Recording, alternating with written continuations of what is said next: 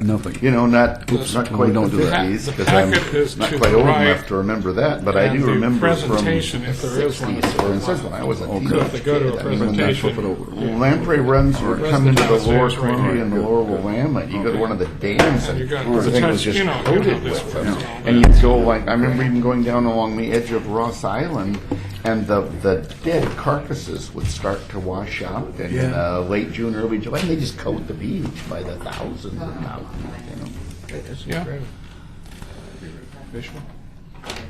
We got about a minute to go. Okay. Whenever you're ready, you can Okay, I start. guess we're close enough. Yeah, close Okay, I'm enough. going to call the meeting to order. All right. And let's see, the first thing on our agenda I just want to, is to make sure. for the record, Brian, we'll take a quick roll call. Okay. And I'll Why don't we just say our names? say your names. Jerry Herman. Ryan Boyce. Bob Roth. Doug DeHart. Eric Carr. And Shaw Spady and Richard Craven let me know that they wouldn't be able to make the meeting tonight. Okay, so this is a quorum and everyone we're expecting. So. All right. Thanks. Okay. Then we have a presentation. Yeah. So the first presentation of 2013, and Susan Zolko from the Clackamas Office of Sustainability has graciously accepted our invitation to come and speak to us about what their office is doing. And at the end of her presentation, we were going to lower the projector screen and look on the internet at their office website so you can see some of the information that you have access to on there. Okay. Good evening. Good evening. I don't know what my position is anymore. I was the sustainability supervisor. I formally retired at the end of November, so I'm just helping out a couple days a week now while the transition to, so I'm kind of going to hit what our structure is now and where our office sits in the county operations. And we're in the Department of Transportation and Development, so Cam Gilmore is our director, and they're just now moving us. We were directly under him and hadn't had a manager for about a year and a half, so now they've moved us under Scott Caulfield, who is the building official for Clackamas County, and oversees code enforcement and also all the building permits. And Scott is a firm believer in sustainability, green building. He's been interested in this. He's written a book on how to work with your city or county permit offices and stuff if you want to build a green building, what kind of things you need to think about, what they'll be looking for, kind of something to help the public go through the process so they'll know why people might look at them funny when they come in and want to do something new that some of the staff hasn't really seen before. So he's has been interested before the economy kind of tanked. He was interested in looking at doing a little bit more green building information, having information there for the public. And so he will be the manager now, or he is our manager for our division. And what we've been doing, what we're just wrapping up, and one of the reasons I'm still around is we had a 3-year from the ARA funding, the stimulus funding, we had a $3.15 million energy grant, energy efficiency conservation block grant, and that we're just are doing the final reports now. The money was completely spent by the end of December, and what we did, most jurisdictions, we represented all of the county except for Lake Oswego. It was a block grant that was given out based on your population. And so any city that had over, I think it was 35,000, I'm trying to remember how large the city of Lake Oswego was, they were just over and could get their own funds. So they did their own programs, and then the county did programs in the rest of the all the other cities in Clackamas County.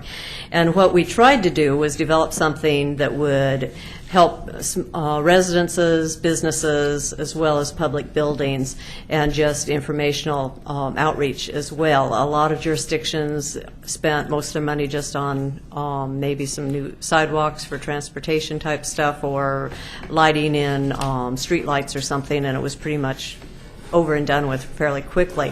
We set up several different programs, and the one that we're really proud of is the rebate program for residences to do energy efficiency retrofits. And so I've got some information. We did about 1,800 homes that had some kind of energy upgrades, and then about another 200 worked with Clean Energy Works Oregon and did more in-depth retrofits.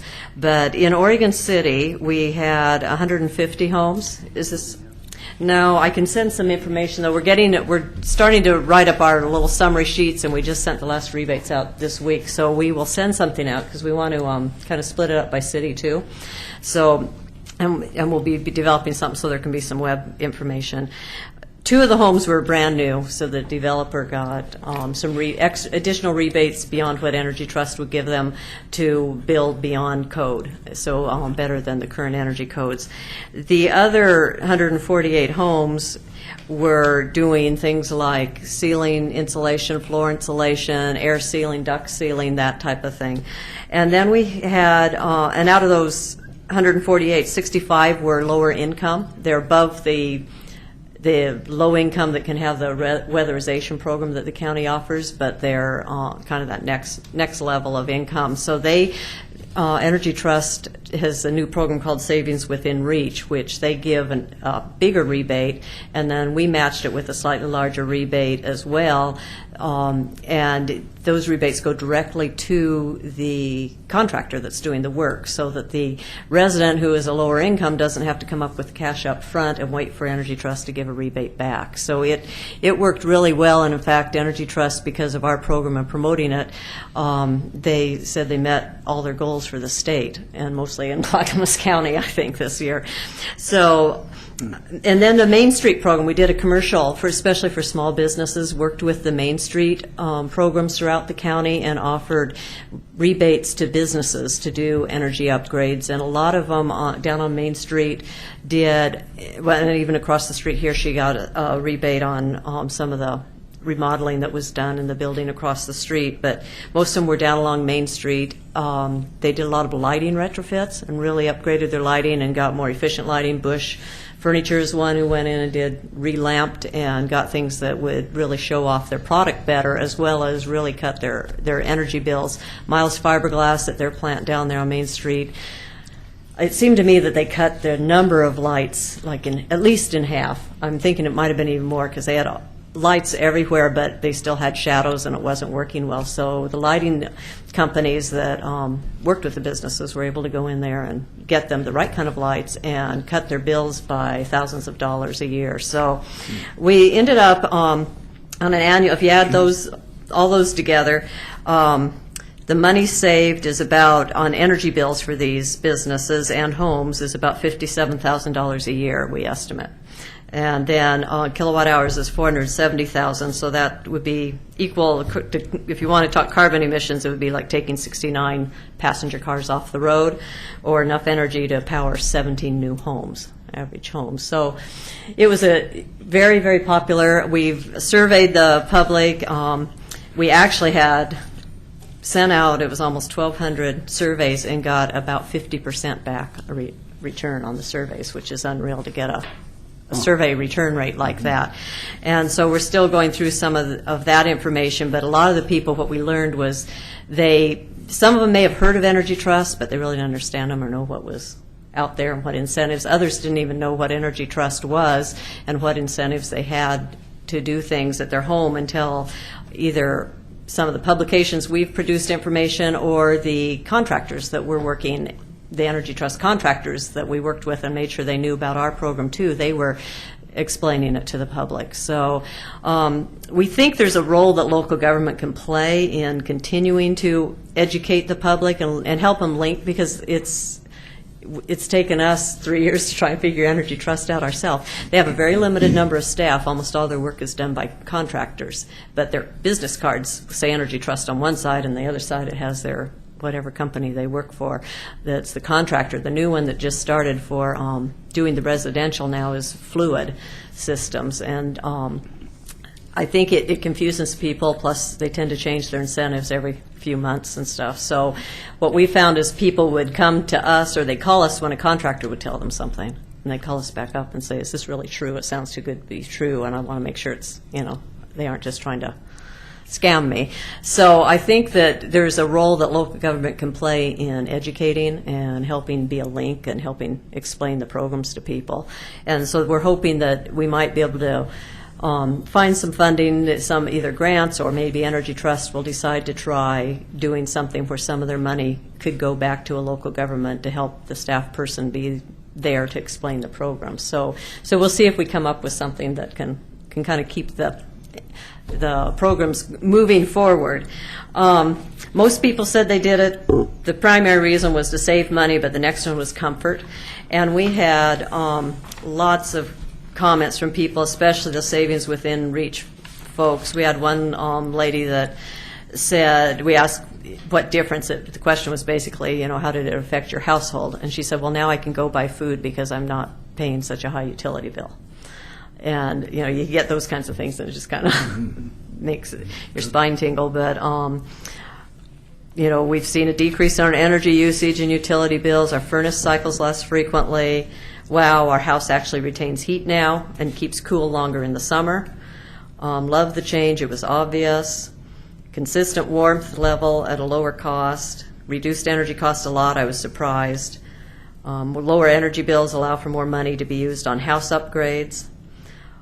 So one said that they'd reduce their heating bill by $100 or more. So there are some huge ones. There's others that it wasn't a whole lot, but they said they were more comfortable and they didn't notice the drafts as much. So I think it was a great program. We also had, we gave some funding to Clean Energy Works Oregon, which was started out with a huge ARA grant, but it's a program that's still going to be ongoing and hopefully it'll keep going and grow, but it's a no down payment, low interest loans to do more deep retrofits. So really do the air sealing and making sure all your insulation is up to snuff and going in and making any repairs that might need to be done on homes and stuff too. So those end up averaging around a $14,000 per project. And the loan rates, Umpqua Bank is one of the main ones that does it through their Green Street lending.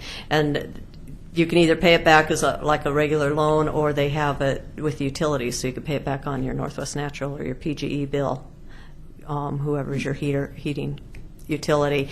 And so, the idea is that it'll be real close to what it was before, because you'll have energy savings, and then you pay it off. And I think it's a 20-year. I mean, it gives you, it can be a long-term. And it stays, I think, it would be when you sell your house. I don't think it stays with the house. They talked about trying to have it kind of stay with the house, but I think it goes, the person pay it off when they sell or move. So that, I don't know how many homes in Oregon City. There were about 200 in the county that had that deeper retrofit. And those programs are still going, and they're just spreading throughout the state. They're headquartered in Portland, and they're moving on out to other jurisdictions now. We did some upgrades on the county buildings on energy retrofits, insulation, storm windows, new heating system, HVAC systems, things like that. A couple of cities, Oregon City didn't request any of the funds, but most of you have this new building, and the one that Pete works at, that's a new one too. So there weren't as many buildings out there that needed the work immediately. So we had Wilsonville did some lighting upgrades, and Milwaukee did some lighting and some HVAC. I think is what they had. And then City of Sandy did some temperature controls, heating control systems, and things like that. So we had 3 cities that did use some money for their public buildings.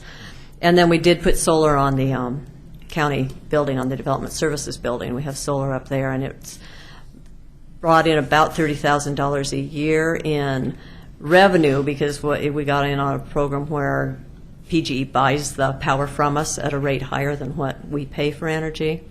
So that money is coming in, and it offsets the energy we use, but then we get an income stream, which we will be then looking at what else can be done in county buildings for energy efficiency and down the road. So kind of build that up and keep it going. What we're hoping to do now, with Scott has wanted to do before, our new manager, he is get a green building desk in the permit lobby. So Kelly Sumetz, who is the background as a plans examiner, and then she oversaw our energy rebate program, and she's taken quite a bit of training on green building and she's going to be developing something where we don't know yet exactly how it's going to work, but have information and more resources out there for builders and for the public when they come in to do remodeling, and just kind of talk them through, nothing with any kind of requirement, but more of a, have you thought about this, or did you know about this, and help link them with resources they might need. So then, and she hopes to be able to then share that with the cities.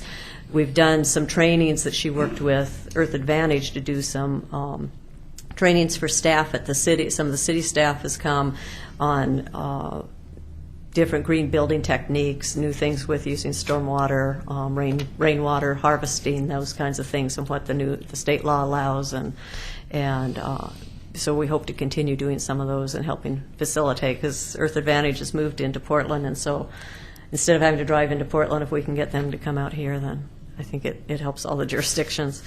The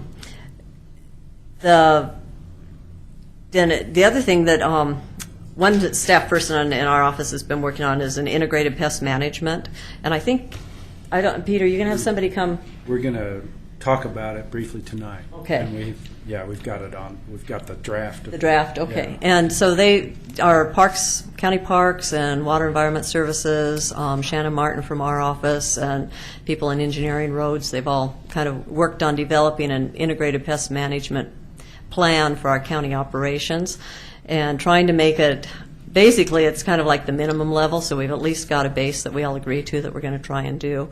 And Wes and City of Happy Valley had to have one adopted for their MS4 permit, which is a stormwater. Is that correct? This isn't my area, so but they had to have it by the end of December. So they made a couple tweaks to the draft, and they adopt both the City of Happy Valley and Water Environment Services up in North Clackamas Parks adopted that in December. So we're hoping that we can kind of take it forward and have maybe the commissioners say this is our base level, and look at moving on from there and having it, offering it like this, letting other cities and jurisdictions. It was based, there was a consultant hired who did this for the Tualatin Valley Water District, and so they kind of took things from there and worked with staff as to what we thought might need to be different for us. So hopefully that can be something that can kind of be consistent, and then people are working off of one set of rules, and less costly for the jurisdiction and healthier for the workers too. I talked with Pete about things maybe that we could collaborate with your committee or other partners, and some ideas and things. And right now, not knowing for sure how soon or if they're going to refill my position or what the new board is going to do as far as direction. We aren't sure what way they may ask us to do something different than we have, but our office basically covers the solid waste, waste reduction, recycling. Jerry and I have known each other forever, it seems like, huh? Probably the mid-'80s when we started our curbside recycling programs. And so we have the franchise for the unincorporated county in a few small cities, and then we do all the education and promotion, the waste reduction education and promotion for all the rest of the cities in the county, and we've received funding from Metro to help us do that. It doesn't cover all of it, but it covers most of the business recycling assistance that we're doing, and then new programs, and we've got staff that's out working with businesses all the time. They've been able to save some pretty good money. Even places like Fred Meyer Bakery that has a lot of staff of their own, but they were able to find a home for their bags that what came in at flour or something, I think, and they were able to find a place for them to get rid of that instead of filling up a drop box every week of bags going to the landfill. So they do a lot of that, trying to make links between businesses, and now we're trying to also add energy information to that. So we've sponsored some PGE workshops for businesses, and then our staff has gone to several so that we can do a basic information when they're out there talking to them about waste reduction. They want to start talking to them about that. And we're talking to City of Lake Oswego right now about piloting something that would be more, that would also cover water. So working with their surface water management and their water treatment plant staff, to see if we can give some basic information out to the businesses and maybe develop a program instead of we've had a kind of an awards program for recycling waste reduction, but have it be broader. The City of Gresham has one called the GREAT program, and Gresham, I can't remember exactly what this stands for, but they look at energy, water, and materials management. So we thought we'll see, it's a little easier when you're just a city, and there's so many small water districts that the water part gets really complicated. So we're going to see about piloting something over in Lake Oswego with a few businesses and see what would help the businesses the most and what they seem to think would work the best for them. And then we have workshops that our staff can do a lot of presentations, and on the website you can see we've got lists of subjects that people could come and talk on. We've done a lot of things with so in water conservation districts when we've done rain barrel and compost bin sales and those kinds of things. But they also they do rain garden workshops. They do workshops on pollinators, so trying to attract bees. So if there's a project that you would want to sponsor in the city and have a workshop, or we could help promote it. Our annual, it had been twice a year that we did our Trash Talk Going Beyond Green newsletter, but we're putting it in with the Citizen News that goes quarterly now, so we're getting it out 4 times a year. So if you have something to either highlight that you want to talk about a project that was done and the results, or if you want to advertise a workshop or something, we can put those in. And our next one is going out mid-March, so if you had something scheduled that was going to be, April, May, we could put that in. We just need to know the information by mid-February if there's something going on that you think that would help advertise.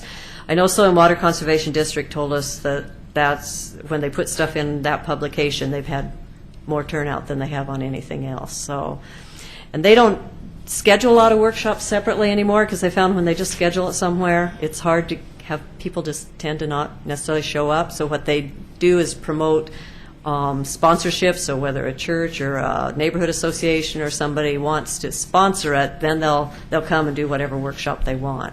So it's more of a on-demand type program. And then there's one thing on the energy that might be interesting for you is there's a product called Indo Windows, and it's it can work with historic homes so that they can have energy efficient windows like a storm window, but it's interior, and it's a framework that can like pop in and you can take it out in the wintertime, and they actually were developed here in Portland. And they're starting to use those in some of the Clean Energy Works Oregon programs because of the historic homes not being able to do a lot of things with the windows. And that might be something that you might want to either look at or see if you'd want a presentation, or it might be something you could sponsor a workshop or something, or the Historic Review Group or somebody may want to do that. Collaborate with the HRB and the building department. Right. Right. That'd be good. There's another program we're looking into that we may buy a license for to keep the energy program going, and it's called Peach Street, and it was done in Durham, North Carolina. It's Clean Energy Durham is the nonprofit there, and they've developed a program that it kind of works in a way like the master recyclers when they go out and do presentations. But this one, they've got all the materials, they've got flip charts, so you don't really have to know anything. You can borrow the stuff and do it, and walks the person doing the presentation through it as well as the residents that attend, and just talks about how your house works as a system for heating and cooling and what your best bet is for energy efficiency and leaks and sealing. And then they have a second step where people can go through, I think it's a 17 or 18 hours of training, and they can actually then demonstrate in a home how you put duct sealing, duct sealing you probably wouldn't do so much, but the basic wrapping water heaters and doing your weather stripping around doors and windows, and they actually apply it and show people how to do it. So Pete is supposed to be the guy down the street, so that's how they call it Pete Street, because people tend to learn more from their neighbors, or they want to hear it from neighbors, and they're more apt to make a change. So it's the idea of sharing it with neighbors or with a community group that you're a member of, and then making the upgrades. And the studies, if you go on Clean Energy Durham's website with the Peach Street, they've got some results that from a couple of communities that did this, and people saved something like 17% on their energy. And these weren't big, deep retrofits. It was just kind of some basic things that people learned to do, and learned just things on thermostats and how to program your programmable thermostat and some real basic things. But we can buy a license for that for 2 years, and if we buy it, it will be available to all the cities too, and the materials can be downloaded and then they can be adapted to the local area. So we're going to get a little better look at what the materials are before we decide to do it, and see exactly if we think it'll fit out here. But it could be something that then any of the cities could take and tweak the materials a little bit themselves, or offer to all the neighborhood associations and different groups to do it. So that's one thing that we're looking at doing to try and continue just the energy information education.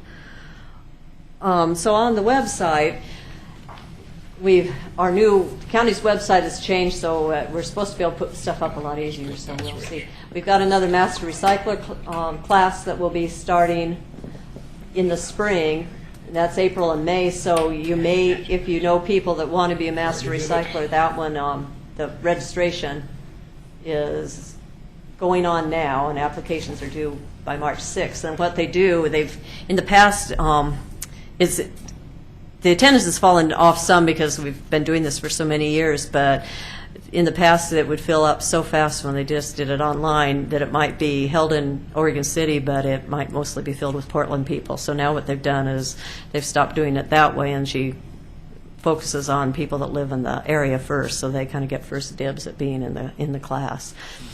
We always have our latest Going Beyond Green and Trash Talk newsletter up on the website, and then we're going to be posting like the results on our energy upgrades to county buildings.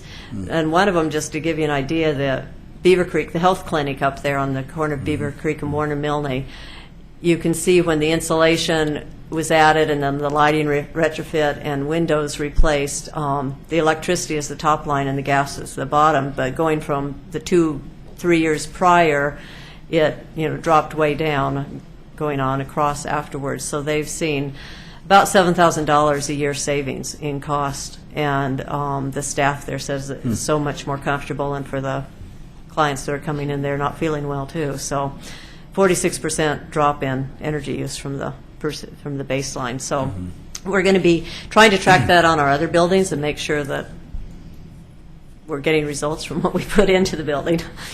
You might notice was lots of complaints on the PSB and DSB buildings because of the egress lighting that was required to be on for the exit lights and all the big windows. It makes it look like there's lots of lights on, even at 1 a.m. or 2 a.m. And sometimes there were lights that weren't working right, and they were on. But the fire marshals allowed us to do a total shutdown as long as there's a system in place so that if somebody does come in after hours, then where they're going on, it clicks on and goes in. So that is now in effect, and so we're going to be tracking that and seeing how much difference that makes by having it go to a total dark during most of the night. And then we've got a link to the Clean Energy Works Oregon, so that can help people get there for doing things. Then scheduling the workshops is here's some of the topics: where recycling, greener cleaners, healthy homes, the natural gardening, energy efficiency at home, and basic sustainability. What is it? So those are kind of some of the topics that staff can easily do, and we're always open to more if somebody has an idea and wants to ask for a presentation at a neighborhood group or something. So I think that was kind of what I had Yeah. down on my list. I don't know if you have any questions. Go ahead. Yeah. If Clackamas County residents want to provide timely input to the county commissioners regarding financial support within the budget for sustainability programs and activities, when would that input be most effective? Like, when do they need to speak up, and what kind of forums to provide their input? Well, I think it wouldn't hurt at all just to show up at one of their Thursday meetings, which now once a month they have evening meetings too, so people can come. Okay. And just express that you think that's an important subject and it needs to continue being funded. They're just starting the budget process. I saw the first email today, so they have their hearings in May, but by then it's pretty much, they make some changes, but it would be, I'd say March would be a good time, February, March. You can always go in and chat with the commissioners as well, make an appointment or send them a letter yourself and letting them know that it's an area you think is important. Thank you. I have a question. The 3.15 million grant. Yes. Okay, it sounded like a lot of this had to do with weatherization, parts of it. Okay. And in the past, wasn't it the Clackamas County weatherization program was run out of a totally employment training business service or something? Or Yeah, they've. It's a combination because they have some staff still of their own, but and theirs is for a lower income level than the ones that our programs went for, and so they still have their programs. Most of it is contracted out because the last few years when the federal government gave the funding out, they told them they had to use contractors. They ended up actually having to lay people off, who then had to go work for contractors. They were already trained and working, but they still have a 2 or 3 year waiting list of people looking for weatherization. A lot of the work they do is on manufactured homes and mobile homes. And so we did get people that saw our other program and would call and talk about having little children or elderly parents or those kinds of things, and having their house being so cold. And so we would be able to link them up with weatherization, and hopefully they would get moved up in priority because of their situation. But so that program is still there, and I know I don't think it's through ETBS anymore for training the workers. I know the college is doing some training on weatherization, but and the county still, there is county staff that does training throughout the state too for other jurisdictions. But we are one of the few counties that still has a weatherization office, is my understanding. I was just trying to get some clarity of that. How much was delivered outside of county, and how much went into county improvements? Any idea, just roughly? Third, maybe, or something, or maybe a third inside the county Okay. buildings. I think most of it was outside, and I thought I had that chart when I left work yesterday, and I don't. So, but I can get it to you, Jerry, because we did a PowerPoint. So on December 21st, the commissioners meeting, it would be under their agenda stuff, and I don't know if they show the PowerPoints, but I'll let you know, because we did a breakdown on a pie chart showing how much was county and how much was outside. Okay. And then one other question I had was, I used to work a lot on solid waste issues. What do you think the diversion rate is now for your business community among your haulers versus the public? Is it Metro's still tracking this, I'm sure, aren't they? They are, I have been working in that for a while, so I'm trying to think business versus residential. Or whatever. Or, is it 50% now or something of the solid waste stream by? yeah, in the region we've made the 50%, maybe 54. I'm trying to think, but it just came out a month ago from the state.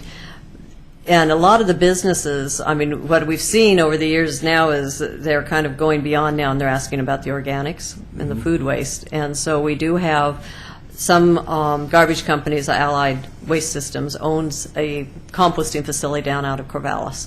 So they started, and they operate in Wilsonville and Lake Oswego. So they started providing that service to restaurants and to schools and, larger food waste producers. And so our staff has been helping set that up and training the people in the back of the kitchen and how to separate them, what they need to do. And Metro has given us grant money to buy containers for them to use inside. So those have started, and then Canby Disposal is hauling some too. So they're doing some in Canby and some in West Lynn. And now, you probably read about the problems in North Plains with odor, and so we're kind of in this waiting now to figure out where else food waste can go, before we expand it beyond. You don't want to start something and then try and stop it. It's really hard to try and stop once you get a program going. But that's been the most frustrating. So I think when you start adding the food waste, then the businesses really, those restaurant type, really get a huge chunk of their waste stream is probably gets way over 50% then. But yeah, And one last question, are markets generally trending in decline, or are they stable? metals or- are in a decline right now. I was reading that article in Oregonian today. So metals are down, but I think most of the cardboard and that type of thing is pretty steady. Glass still isn't worth a whole lot, but it saves so much energy to melt the glass back down that there's other reasons to do it than making money. It still is cheaper than landfilling, all of it, Right. so. Good. Thank you. Good presentation. Okay, thank you very much. Okay, I will send a pie chart out, and then Pete's got our contact info. You can always contact us up there at that email, and Evan Polk is the person that does more of the general sustainability, and then we've got quite a few people working on the waste reduction recycling, so depending on what the subject is. Okay. Thank you. Good. Thank you very much, Susan. I appreciate it. Hope we have If you think a, of something you want to do, it's a joint project, let us know, because yeah, I think there's an opportunity for more than one department and at least more than one board in the city to work with the office on an open house of some kind. Thanks, Susan. Great. Okay, we're down to public comments. Do we have any public comments? There's Margie. Would you go ahead and step on up?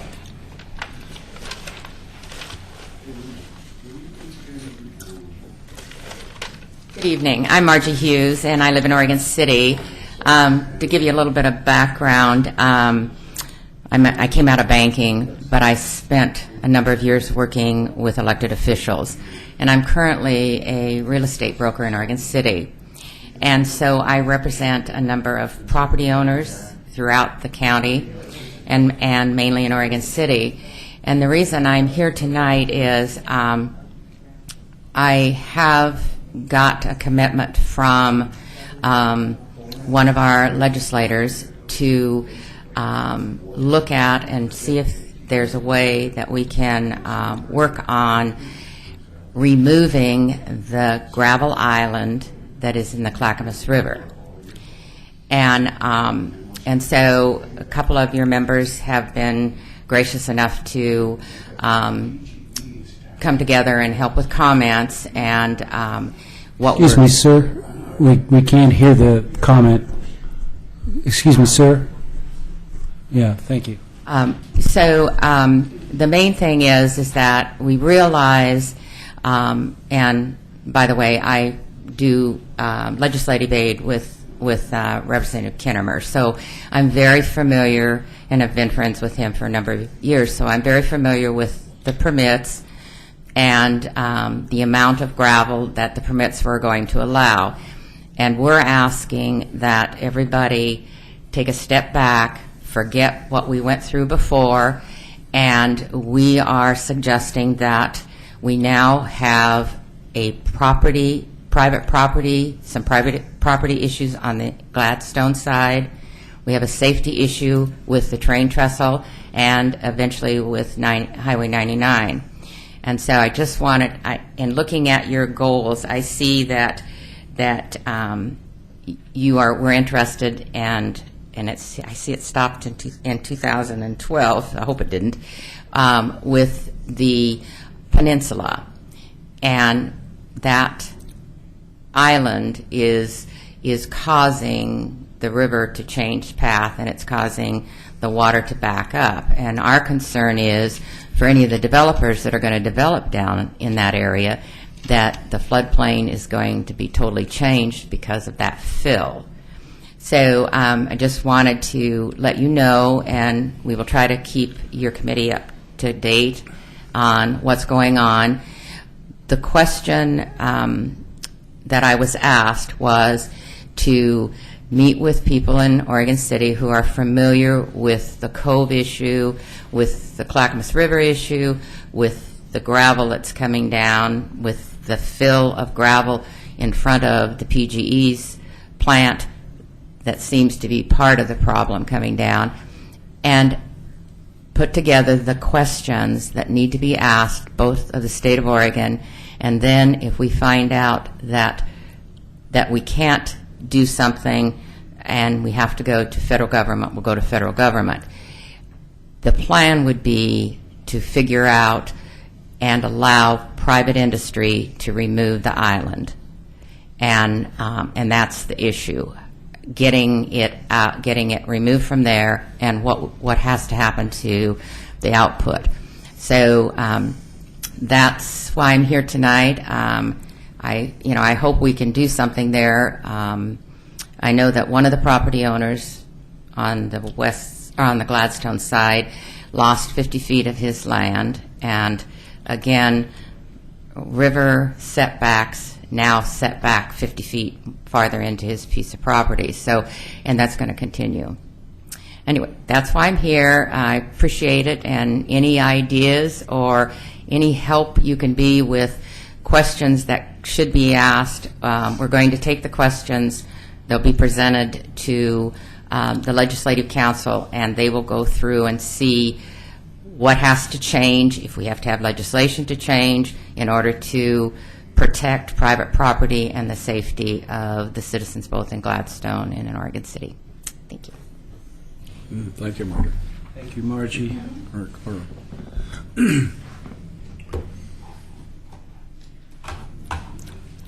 Mr. Chairman, any thoughts? It's a complex issue. The gravel has been building up for a number of years, and I've discovered from old maps, 150 years old, that there was originally an island there of gravel that got mined away, and along with everything in Clackamas Cove, and of course they were glad to keep it open at the time because they could make money off it. But we have basically, it looks like it's dumping right there because that's about where the Willamette on average backs up to. And that's also because of the cove, the water goes into the cove, and that slows down the flow, which causes more to dump, and so on. So it's going to be an ongoing problem, and I think that's something that needs to be addressed. You can do a one-time fix, but if they're 10 years from now, it could be right back in the same place. And there is a serious erosion problem on the spit that is between the cove and the Clackamas. There was 2 landslides on it this last winter. Not this winter. It's been a fairly dry winter actually this year, so haven't seen any movement this year, but there was 2 last year. And one of them actually cut into the area that they'd removed some homeless camps and bicycle jumps and things with a bulldozer. And one corner of that area that the bulldozer ran over was in that one slide. So it's a serious issue of erosion there as well that needs to be addressed. And the city knows that, but it's a huge project, and we don't know if it would be even allowed with all the regulation out there. So it's but it is true that if an island forms there used to be 2 channels that were pretty widely, according to the early maps, pretty widely dispersed and spread apart with a big pile of gravel in the middle, which is basically what's happening again. And so that has to be incorporated into any solution. That fact that it isn't going to go away. Maybe with climate warming, the ocean will rise so much that it'll back up and dump up above. But then it'd be a problem there. So, but that's all. Who knows? But anyway, so you need to solve. Look at all the issues connected with it, and not just what's there now. What's the organization or framework to kind of reach it? Because it seems like there's a lot of different stakeholders with different interests. It's going to be complicated. You have the Army Corps, State Fish and Wildlife, Division of State Lands, and the various cities involved, which would be, in this case, Gladstone and Oregon City. And, the county may want to have some say in it, I'm not sure. And then you've got multiple landowners. Well, the main thing is that we have to start somewhere. Right. And so if we start with the state and we find out, anything can be overcome by legislation if it's in the best interest of the citizens and safety issues and health issues, it can be overcome. We just need to know what to ask in order to get to the point that says, well, we would have to change statutes in this area or that area to see if we can even go forward. Once that happens, then we go to the Corps of Engineers and to federal and say, can we get a one-time ability on this short portion of the Clackamas River to maintain the safety of the surrounding area? Right. Mr. Chairman, since I'm the historian in this group, All right. I saw my name on that. It was 12 years ago, Richard Craven and I worked to try to get the permits to do the reinforcement of the spit that was failing. And if we hadn't been able to succeed in that, there would be no cove to talk about in terms of a backwater area. We'd have a river coursing its way through Clackamas Cove. There was a bridge being undermined at that time, and you discovered the bridge is now being undermined again. I remember the city engineer throwing her arms up one night at Nancy Crusher, one of the city commission meetings, saying, I can't get permits, I don't know what to do. And that's about what I needed to hear, and Richard. And then I began to contact Gladstone. West Lynn, who owns the Tri-City plant, was at that time operated by the three cities. The $100 million improved plant was potentially being jeopardized. And all of a sudden things began to happen, and the NOAA folks got involved directly and put a kibosh on any permitting until federal officials came in and told them, no, you're going to have to let this get resolved because of health, welfare, and safety. A bridge is going to collapse. The spit is going to be rendered useless. There were some thoughts about Highway 99E bridge at that time. All these things have now come to pass again. So I think Margie coming to us is important because it is a health, welfare, and safety issue. I talked to the Marine Board last week about some things that they want me to do with youth, and I was asking them about Clackamas Park's boat ramp. They said, well, that's $1 million waste. It's gone. It was $1 million to improve that boat ramp at Clackamas Park. Cannot be used anymore because the velocities of water are so high. It's dangerous to launch there. All right, the docks that used to be there, the pilings that were there are all gone. They've either been removed or the river took them out. So, I'm not suggesting that we violate nature, but since nature has been encroached on by Gladstone and Oregon City, and developments are being planned in the Cove, and a bridge that he's brought to your attention. Did you show the people the pictures? Not tonight. Okay, this trestle, the trolley car bridge is imminently threatened right now, and that's something that City Engineer John Lewis, because of Brian, is working on, and also David Frazier is concerned about too. So I think the time is right to bring together, a group of interested parties, and Richard did a beautiful job documenting what the issue was. Do you remember all seeing that presentation 3 months ago? I think most of you saw that. Very well done. All the background work's been done. So if you wanted to get broad-based interest, this is the time to get it. That's my opinion. Yeah, I'm going to. So what we do, I don't know. Yeah, I'm going to pass down the aisle here. This is less than half of the gravel bar, and it shows, and that's the spit on the upper right. Is the spit between the Cove and the Clackamas itself, and you can see how the water is going around. So it's a huge pile of gravel, and it's probably 10 feet high in that picture. You don't realize looking at it, but it's huge. It's a huge amount of gravel, and the permits that were gotten earlier are inadequate to deal with what's there, because so much more has been added since the permits were issued. But the need is still there that led to that earlier permit.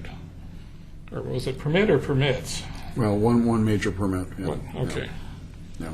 So, Yeah.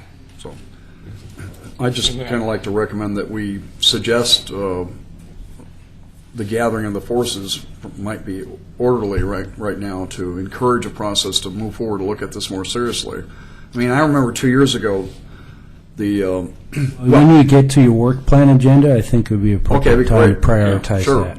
Because Yeah. we've got a lot of items on the agenda, so, Yeah. and Okay. that is going to be one. okay. Thank you very much, Margie. Thank you. Okay, so we have a staff report on the election. And we didn't have our election of officers in December because we didn't meet. So, Right. so here we So, are, needing here to we do are. that still. So I'd like to begin by welcoming Doug DeHart to the Natural Resources Committee. Do you go by Doug or Douglas? Doug works. Okay. Okay. And at the first meeting of every year, we elect officers from the floor. And according to our bylaws, we have 3 officers. We have a chair, a vice chair, and a secretary. So Brian is the acting chair. Brian is the chair right now, and Shaw Spady is the vice chair. And our secretary, we do not have a position filled for that. So we have a backlog of minutes that need to be taken care of. I don't know if you've already given some thought to these positions or nominations, but feel free to speak up. And First question I have is backlog of minutes that the secretary would have to take on. Is that what you're saying? well, I think we have about 3 months of minutes that need to be finished. So, I think it's fairly straightforward. Yes, I would prefer that the secretary at least review the agendas and put together a rudimentary set of minutes if we have a secretary elected tonight. Because you're doing that now, are you? Or? I'm doing it tonight, and Okay. but I wouldn't expect to be doing it if we have a secretary from here on out. And the backlog I can take care of myself by reviewing the agendas and the videos. But because our meetings are taped and videoed, the minutes themselves can be very simple, and they basically just talk about what was addressed and what if there was a decision made and those kinds of things. Yeah. Okay. So people can nominate themselves as well as another person for any of these positions. We have the 3, the chair, vice chair, and secretary. And I'm willing to run for chair again. And I do not, did you talk to Shaw on that subject? Shaw didn't indicate anything to me, no. Okay. So, yeah. But she had been willing to accept earlier. I don't remember how we got her name. Oh, Seems as like- vice chair? Yeah, vice chair. Is she willing to serve as vice chair again? Yeah. I do not know, so if you want to table Okay, so that- we did elect her as vice chair? I'm sorry. Yeah, last Confused year. here. Last Okay, I'm year. sorry. Yeah, that's right. Okay, all right, sorry. I'd like to make Yeah. a suggestion. Maybe we postpone the vice chair election until we check on the current vice chair's interest and availability to serve another term. Okay. That would seem It's a good idea. All right. Okay. Oh, and I think the current chair is doing a really great job. I do too.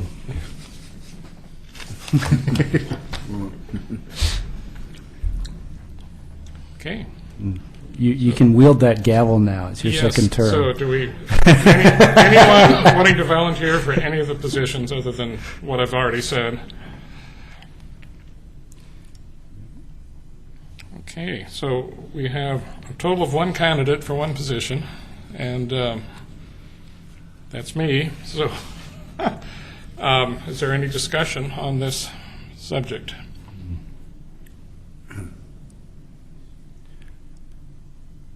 Okay. So in the spirit of consensus, I'm going to consider myself elected, I guess, and Congratulations, there. Brian.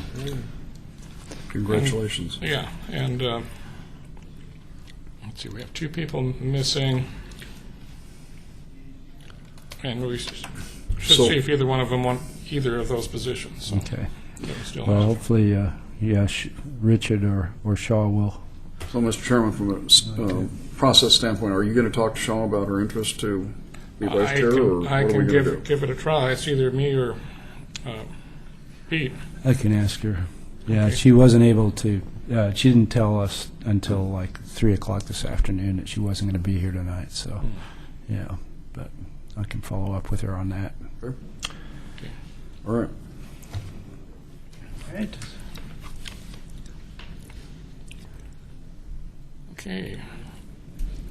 work plan.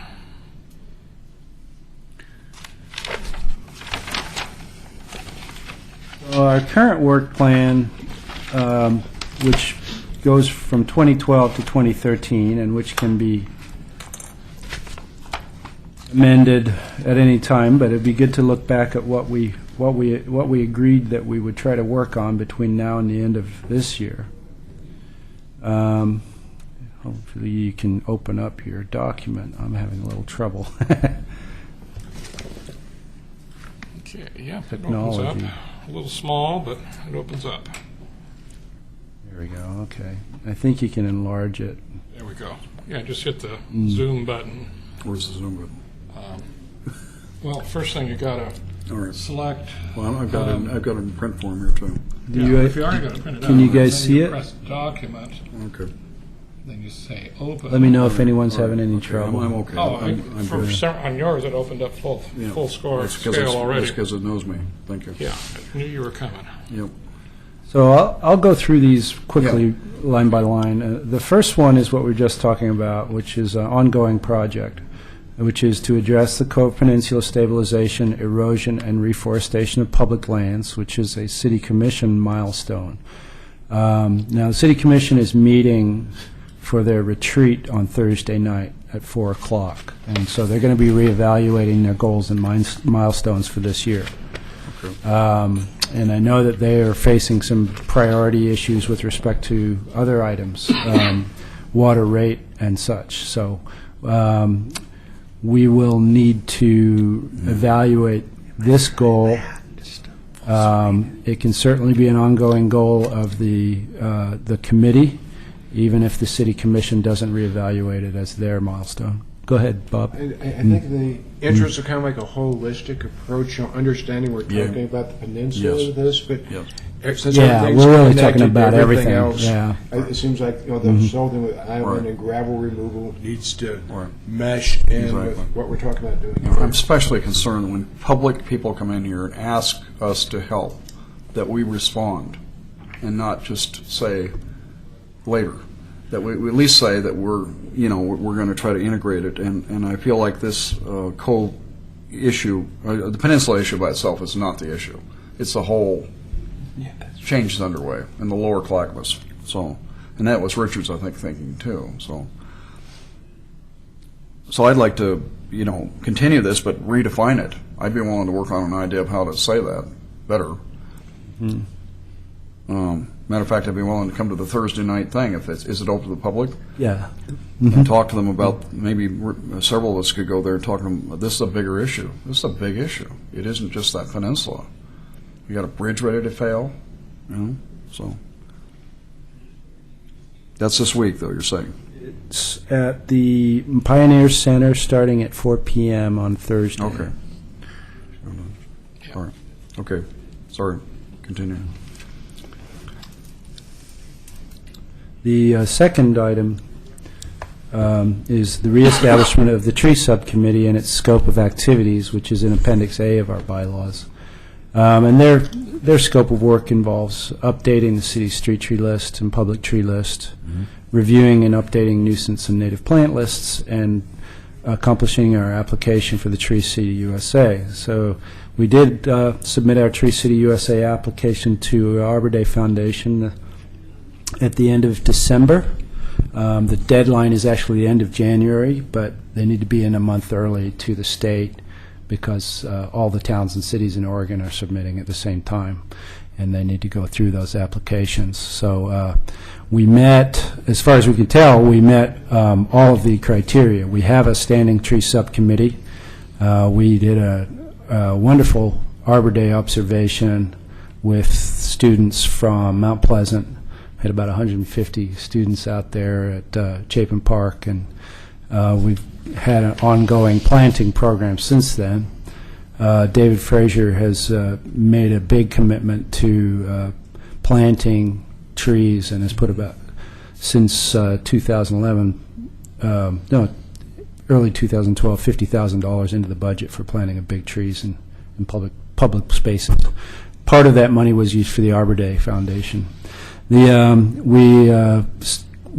did a budget review through all departments who spend money on trees in some shape, way, or form, and the minimum that a tree city needs to show for per capita expenditures on tree programs is $2, and it worked out to $5.70 that we were spending on per capita on trees. And when we looked at all the street tree permitting through planning, public works, stormwater plantings, the Parks Department budget, and the code enforcement budget related strictly to tree programs.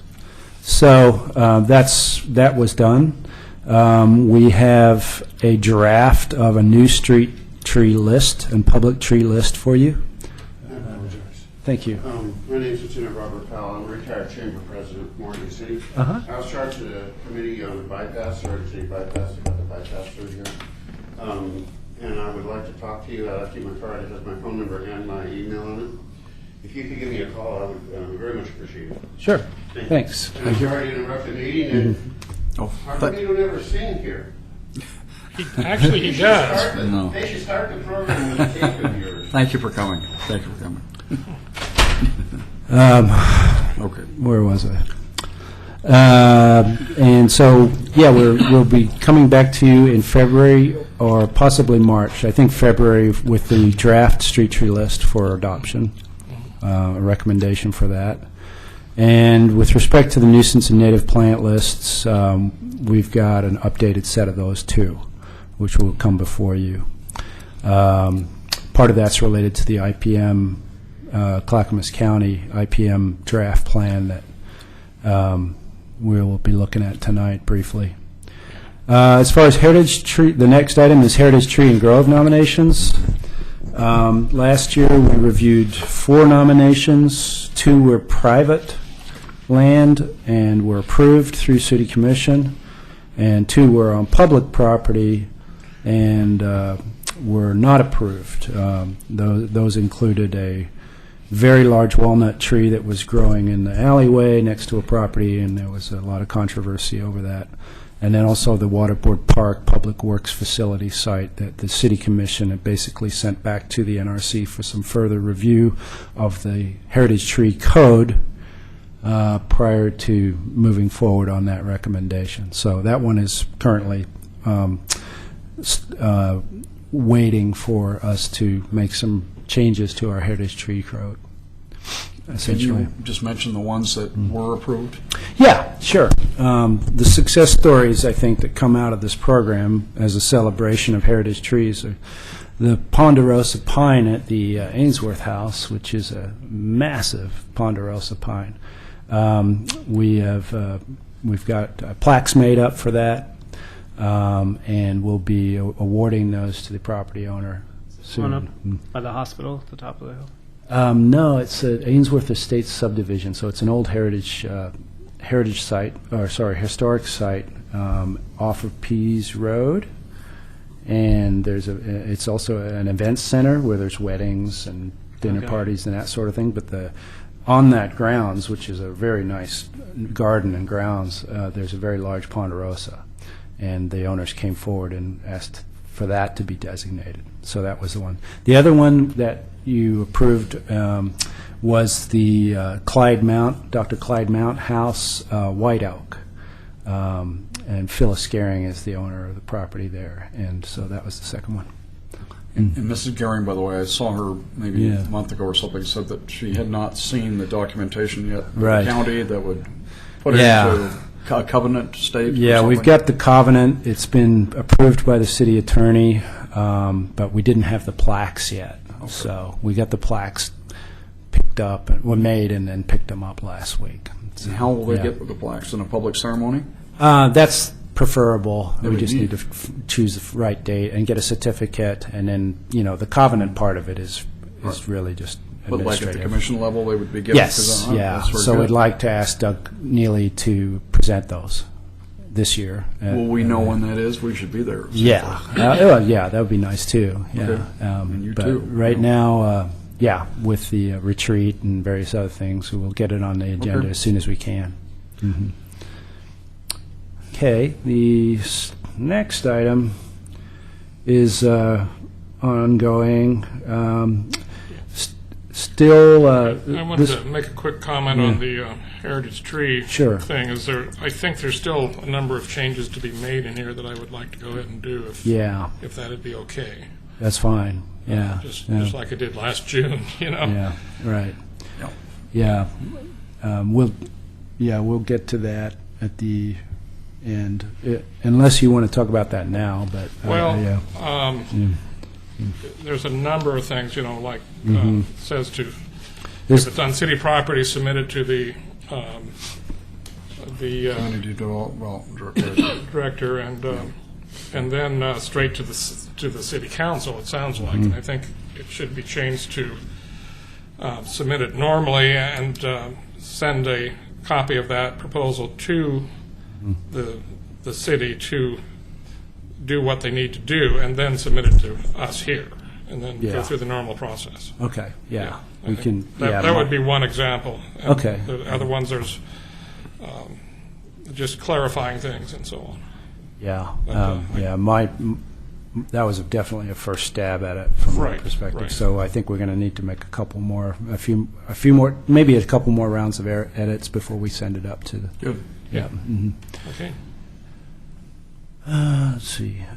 So the next item has to do with incentives for planting. This came out of a city commission goal as well. I think we're at a point now from a budget standpoint where we can show, based on some of the Tree City USA application expenditures, we could pretty easily start coordinating with Friends of Trees out of Portland to start a Friends of Trees program in Oregon City. They do require a match, and in order to begin their process of training local volunteers to be Friends of Trees volunteers in various neighborhood associations, we need to start the process of it's essentially a signed contract between the city and Friends of Trees. And what they do is they come in and they train 2 people in each community to act as liaisons for the program. And then they supply trees to willing landowners and plant them in areas that they agree on. My recommendation would be that we pursue that as a tangible goal for 2013. And that would help us meet that particular goal. Yeah, I've seen what they do in, say, Portland. You know, Yeah. they were at it for many years there, and they do get a lot of trees planted. They certainly do, and they have the city of Portland has a more extensive and tree list than a lot of cities do. So they're planting in very small planting strips with smaller, slower growing trees, as well as some pretty large trees as well. So I think would be appropriate.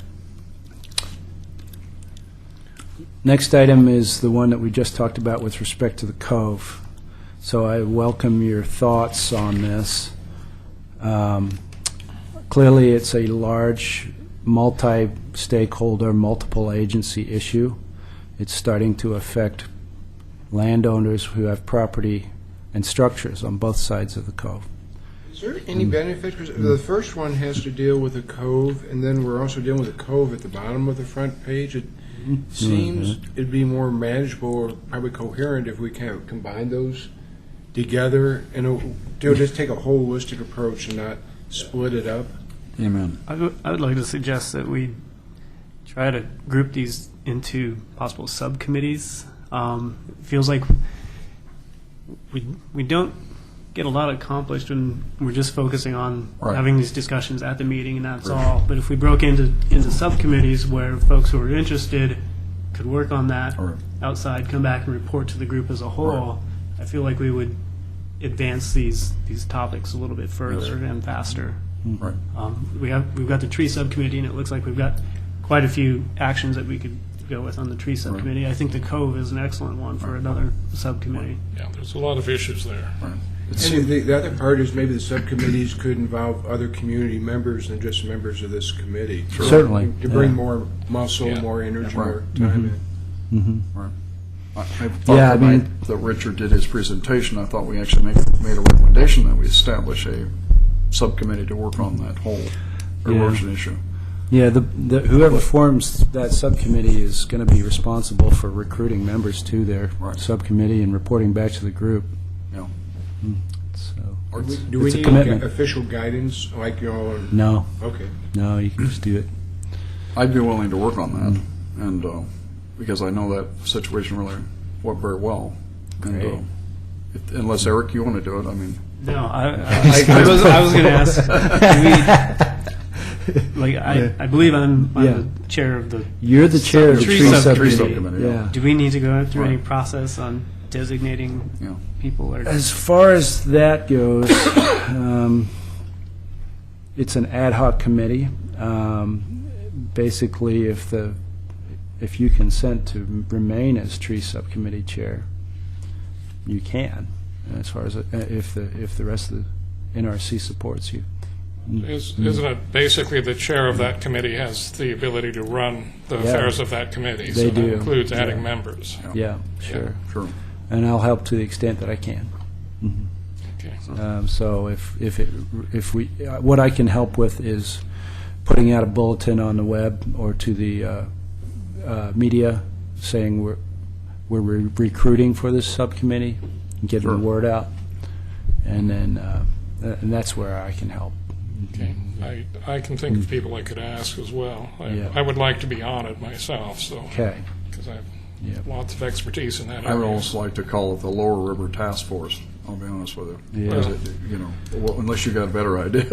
It's a Lower River issue. Well, yeah, that would be a good name for it. And, Yeah, yeah. but, Hey, is there a way we could maybe have an online organizational chart? Because what I think would be helpful, you have members of this committee that we have subcommittees, just identifying who's the chair of that committee with, kind of the email, telephone number in case somebody, checks the city website.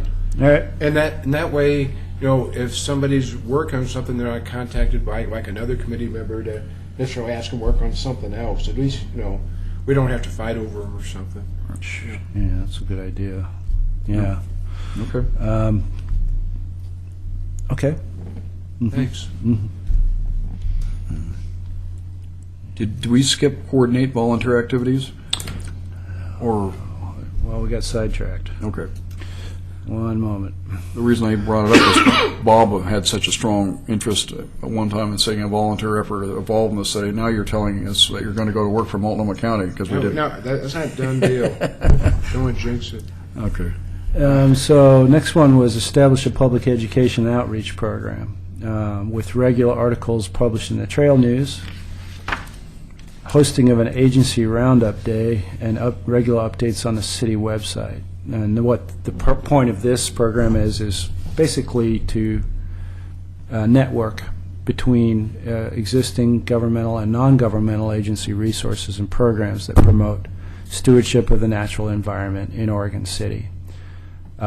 So the job of updating the city website on this scale requires collaboration from more than one department, the Public Works Department, the Code Enforcement Department, the Planning Department, the Building Department, and various other departments. So Looks like an internship to me. it does, doesn't it?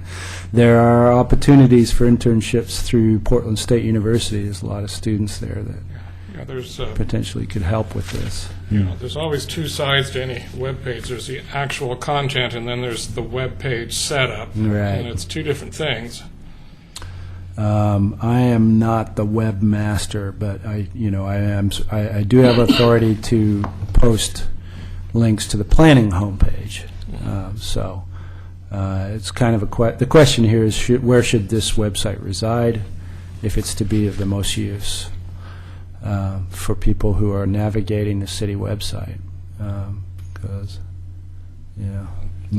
Just off the top of my head, Parks comes to mind. Parks, right. Yeah, because they, theoretically at least are connected with natural resources and the natural environment. I would be willing to work, Pete, just because I've written up intern position descriptions or things. is if anybody wanted to work with me just to kind of set up the position and figure out about recruitment or marketing strategy and getting the word out, because it takes time for students to make a commitment if we did want to go the internship route. Would that, is that a type of subcommittee? I guess it just depends on how you want to accomplish the task. If you'd like to have a specialist do it with some background, they're probably more efficient. The website you really don't want maintained by a committee. Well, yeah, but maybe the content of it and that sort of thing. Maybe one person works on content, the other works on the maintenance. Yeah, I think David Knoll is our IT coordinator through the city and basically has authority over all postings. There's a policy that the city has adopted for web management. It's called Web 2.0 policy, and it has to do with content and Facebook posts, links, Twitter feeds, the RSS feeds. So anything RSS is, if you log into the city website, you get automatic updates in your email whenever something changes on the website. So it's kind of a nice way to get automatic news. So that would have to be in coordination with David, but we can do that. My feeling is that it's this task needs to have very finite goals. I think the trail news comes out quarterly. That's something that requires a little bit of lead time, and drafting of an article in the trail news just needs to be done about 2 months ahead of each article. So. We might be able to recruit a volunteer also through the senior center to work on this, a specialized person with background or interest. Or Bob, are you talking specific to the website or the whole I idea? mean to the website primarily. Okay. Yeah, they still need to be fed the content itself, unless they're capable of researching properly and getting that information developed. It's one thing to write a web page, but you also have to write the content. And some people can do both. Well, it seems like the content can be kind of decentralized. I mean, content is kind of like topic driven. And so instead of like one person being assigned to generate content, it seems all of us that are doing something related could be responsible for generating the content that's related to what we're working on. Yeah, basically, it looks like it's saying that we want to make known what agency resources and programs are out there. There's Okay. Well, actually, that's pretty broad. I gave this group 1 year ago, roughly, an outline for a couple of workshops, and one of them was called the Agency Roundup. And I'll be honest with you, I haven't done anything with it because we were dealing with a lot of other things that were very contentious, like the Heritage Grove issue, et cetera. And if we were to move forward together and sponsor a workshop or two, Susan made an offer to us to promote that on the county newsletter called the County Update, which does get a lot of coverage. There's a lot of ways we could do something, but I guess the question I want to ask now more than anything else is whether we want to be in the business of conducting a workshop, because it's going to take more than I can put a workshop on, but it's going to take all of us to be involved in it, and I don't know that we're there yet. I don't think we're there yet. Yeah, I guess the question I would ask is this particular project something you want to reevaluate and prioritize, or do you want to scale it back? I don't think this is it's not a high priority for me. I would suggest that if we did take it on, that we partner with somebody at the county or somebody at the city. I mean, instead of reinventing the wheel, Right. utilizing the resources that are already out there, the websites that are already out there, and just offering our assistance with the existing groups that are out there to kind of fine-tune their websites and provide this information. But I don't really want to work on that. If the workshop was a priority, maybe there's a way just to integrate that into the Earth Day celebration, just to have, as long as there's something going on there anyhow, you take that route where you kill two birds with one stone. Yeah, there's a big difference between putting a program on an event and creating an event. It's a huge difference in the amount of work. Well, it is. I just feel like we are too unstable right now as to what we're doing to take on this function of doing outreach. That's kind of the way I feel. Until we get through some other hurdles here, it seems like I don't really want to work on the effort that much until I know that we're a functioning organization. So we've had a lot of commentary that we'd like to postpone working on this, or else do a very minimal amount. Basically, researching what other people have already done might be one option, because other people are putting out lists of agencies and what they do and what you can talk to them about. Maybe it's and they don't mind if we borrow that information. I don't think so. That might be the most cost-effective way of going ahead if we want to do anything at all. Right. And just generally in education is what I'm saying. The agency roundup is specific. What agencies do what would be nice to know, because I don't think most people know that. But still, I think we're not there yet. Yeah. As a group, effective group. Involved in getting lists like that out 25 years ago, 30 years ago, because there's always been a need for that, and there still is.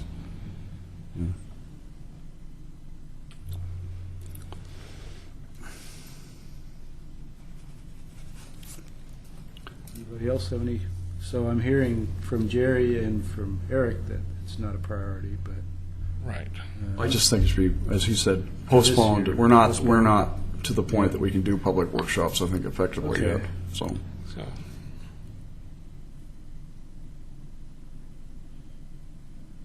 taking notes. That's what I'm doing. I'm not texting. I'm taking notes. Okay. The next one is development of a program to promote carbon sequestration and to address climate change locally. all right. If I could speak a little bit to that. Yeah. Yeah, I think two things. I'm not sure how everybody's checking the e-news just like today with the fires in Australia, and I think a lot of places are coming out that 2012 may be the hottest year on record for the United States. Not it was by a big margin. 1 whole degree, is what I understand. Yeah. I would be willing to take a leadership position, like chairing a committee looking at this. The one request, I think 2 requests I'd have, one would be is we could get a presentation next month just to fully understand kind of like where the city's coming at with its efforts, or we don't want to duplicate the wheel and we don't want to work at cross purposes, but it'd be really helpful to know that. And I don't know if Thursday would be a good time to bring this up in front of the city council with their planning. It'd be helpful. It's such a big issue and it's not going away anytime soon. It'd be kind of helpful to hear where the city council's coming from on this. Yeah. I would encourage you to read their agenda and what their goals are that they have to deal with. I think they'd be more than receptive to anything you have to say. I just don't know if they're going to prioritize this goal over some of the other things they have to deal with this year. That's entirely up to the city commission. However, this is a big goal.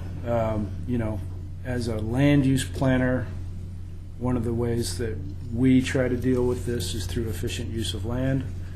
As you heard from Susan Zolko, one of the most successful programs that the county's been working on is energy efficiency and upgrades. And those are concrete projects that Oregon City can help to foster and promote awareness about. Yeah. Again, it's if you can take advantage of what's already there, we'll save this organization from reinventing the wheel and so on. Yeah, they tend to say that those are low-hanging fruit in terms of dealing with climate change and at least saving energy on existing buildings, and through good land use planning is really one of the ways you can promote it. Beyond that, I know Jerry has talked about this with respect to large wood and leaving woody debris in parks and along the streams and those kinds of things. And I think that is another opportunity that the Parks Department and the other city departments can continue to work on and promote. So I think Friends of Trees actually had some contracts to do some additional tree planting specifically to capture and retain carbon. And it might be interesting to get some more information for them or have them talk about that, because if we're talking about all of our tree efforts anyhow, there may be a way to expand some of the goals or issues to address. it does tie back into a lot of that program. Yeah, I agree. Well, maybe our role as a committee, something that we can do is, as a committee, say to the city commission or the county commissioners that we, urge them to continue supporting programs like the sustainability office and things like that, and just let them know that we're aware of them and we support them and ask them to continue to support them in the future. It seems like. It seems to me that when you increase energy efficiency, everybody wins because you're cutting back on pollutants, you're, on carbon release and saving people money, which everybody wants to do. The only people that suffer are the energy companies. I just got a report yesterday that water use in our area has dropped like 40% because of conservation efforts, and it's getting to the point where some of the water providers are being pinched because they're just not selling the water they used to. And and you saw her graphs on energy use; those were pretty impressive too. But it's a similar case with water. Yeah, the last water master plan update, it was astounding how much leakage there is in the system before it even hits the tap. And finding those sources of leakage is a major contributor to. Yeah, and that involves upkeep. Yeah. And not delaying which the is a upkeep. lot of what's driving the water rate study and the Yeah. other things. So, Something that there might be two tracks on this. One track would be to support ongoing efforts. Just look at things like the sustainability, financial support at the county level, and other things. But it might just take some time just to do some kind of analysis, maybe through a subcommittee thing, just to identify what are some additional opportunities. Maybe try to things supporting more bicycle paths or alternative transportation as we're looking at different kinds of developments, so people aren't so reliant upon cars. That kind of. But that's part of our TSP update that Eric's working on right now. It's that kind of thing. But maybe it may take 6 months or even the first year just to get a subcommittee kind of up and running, attract kind of people and get some diverse opinions to kind of build the capacity to provide support and input on a long-term basis, because they could look at grant opportunities or things like that. Yeah, it seems to me when I look at this goal that it could be drilled down a little bit more and some action items developed. Well, such as the goal, maintain, as you were just talking, maintain large volume trees or assemblages of trees. That was the carbon sequestration part. Yeah. That's an attainable goal that you could establish as a citywide goal. And it seems like conveying those kind of ideas to them, if not Thursday, sometime in the next few months would be helpful, because just stabilizing the Cove Peninsula doesn't work. In this case, we need to look at this bigger too. Mm-hmm. So, and you're right, it has to do a lot of your planning strategies that you guys employ. Also has to do with our intent to try to maintain a good urban forest canopy, and that whole. Well, I'm wondering, I'm writing this down.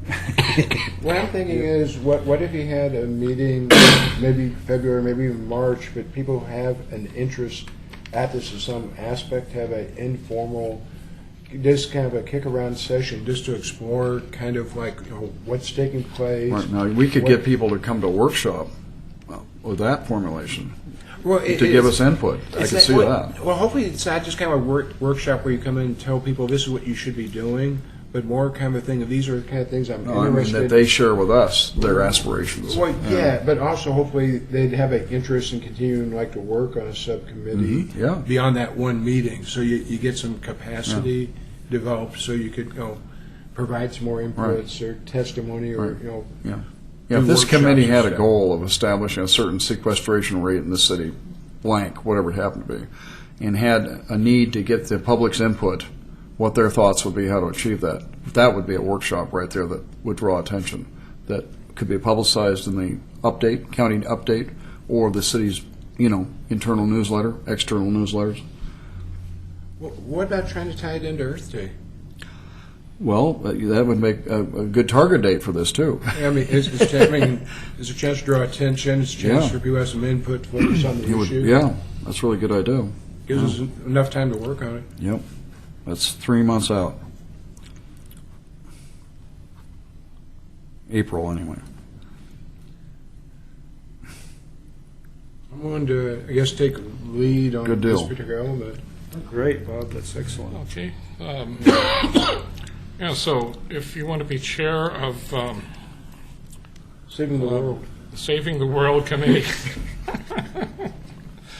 how about climate change, something like that? That'd be fun. And you're empowered to Okay, request that people join you in that task? great. I'm going to throw some ideas out, maybe, share with everybody here, get some feedback.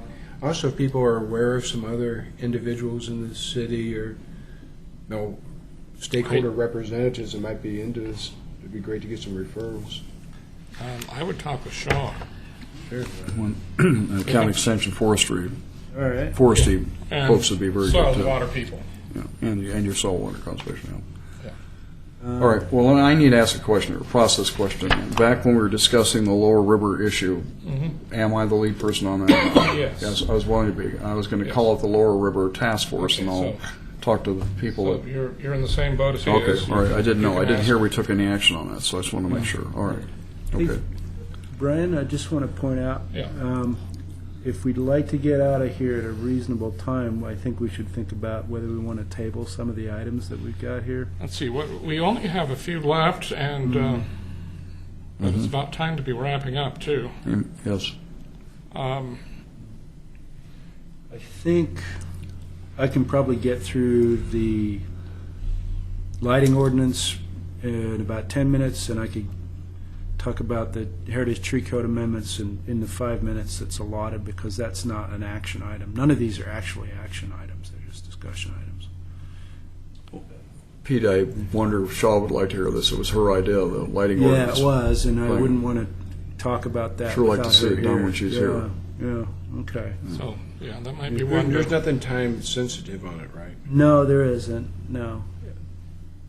No, definitely, you're right. Could I suggest that we address the Heritage Tree Code, as we've been working on that for a So, while? yeah, I think maybe what we should come prepared to do for the next meeting is a red line version of the goals for 2013. Okay. Could I ask just one Yeah, question, just because Sure. we're in January? Yep.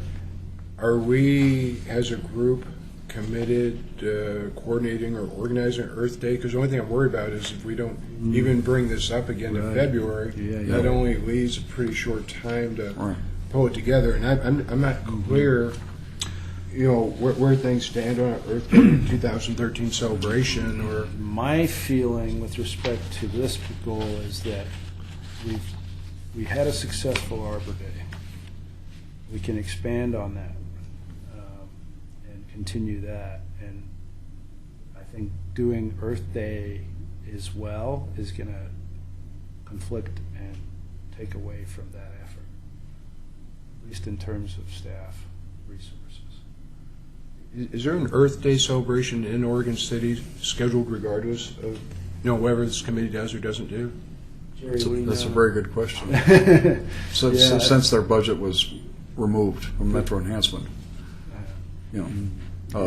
Nancy Bush heads it up. She's done a good job. I headed it up for 7 years before that, so I don't know what This they're year, I going to do. talked to Nancy, and there was no money for it, so they didn't do it, yeah. I'm talking 2012, sorry, yeah. I don't know about 2013. Maybe we can do something around climate change or whatever is an Earth Day thing for it. I just think it's a good target to shoot for. Otherwise, it gets put off and put off. You know. But Yeah, and it's not that far from now as Yeah. far as planning. It's not far at all. and I'll be honest with you, I'm not satisfied with these work scope items without a couple additions, and I'd like to just suggest them. If not now, then later. Great. Okay. I'm okay later if we, want to wait until next month. Why don't you suggest them, I'll write them down. All right. One was that this committee come to some focus to recommend a staff position in the city to do something on natural resources. And I said do something. The city administrator has been talking about a staff forester. I don't think that's it. I don't think that's what we need here. I think we need a natural resource person in the city like the county has. And I don't know where it stands in their budget, whether they're even considering it, but before somebody goes off with an idea that all we need is a forester, we need a forester, biology, ecology kind of background person, it seems to me, that would interrelate between the departments, help with the liaison with the departments, involve themselves with plan review, perhaps on sensitive projects, whatever. And then the other part was this thing about volunteerism. This goes back to 3 months, 4 months, 5 months ago. We had somebody come in here and talk about Westland's model volunteer program, and you got all excited, Bob. And then we did. tried to do something with it. And it's critical to these outreach programs involving the community that you have a volunteer coordinator function. Now, I'm not saying it has to be paid, but it seems like the volunteer involvement component is what we're missing here if we want to get anything done on the ground. And I would like to see that as a target for our efforts to try to make that happen, if nothing more through recommendation. Those two things. Okay. All right. Any consensus recommendations from the committee? I think you should put them in writing and send them forward as a consent agenda or informational item for David Frazier. I'd be glad to bring the concept with Brian or something to about the staff function. And maybe, Bob, I hate to see you give up on this volunteer thing. I don't mean you personally. No, but no, it's not more, I think, give up, but I think the key thing is, and I'm not sure how to address this in the work plan, but we're getting a pretty ambitious work plan. But we had like 3 meetings canceled in 2012, and it's really hard to make the consistent progress or achieve what we want to achieve if we don't hold the vast majority of meetings scheduled in 2013. I'm just saying we need to meet, and we need to get the work done that we said we're going to do, and it's really hard to do because we had meetings canceled in November and December, so it's really hard to move ahead on the volunteer stuff if we're not meeting. Right. Yeah, well, I agree with that, and we'll make every effort we can this year to keep meeting, And have a quorum. and have a quorum. I'd like to make a comment on what you mentioned with adding a natural resource position. One other thing to consider is that might be a little more attainable is asking the city to provide more support for the local watershed council. I mean, if they can't hire a new person, maybe they can support something that's already out there that doesn't have as much support as it probably should. So the Greater Oregon City Watershed Council, if maybe the city put more funds into that might be an option. Just something else to consider in that discussion. That's good. Okay, that's good. Yeah, it's support. And the watershed councils in general, the OWEB is changing the way they're funding, and one of the things OWEB is saying now is that we want you to have matching funds from other sources. That's getting to be a real important thing with OWEB, and they don't want to be the sole source of support, which was actually envisioned at one point, but never carried out. And some watershed councils are taking concrete steps to change the sources of fundings they have, you know. Most of them are grant-driven for projects. So, Does Soil Water Conservation Service enter into agreements with cities to provide services? they could.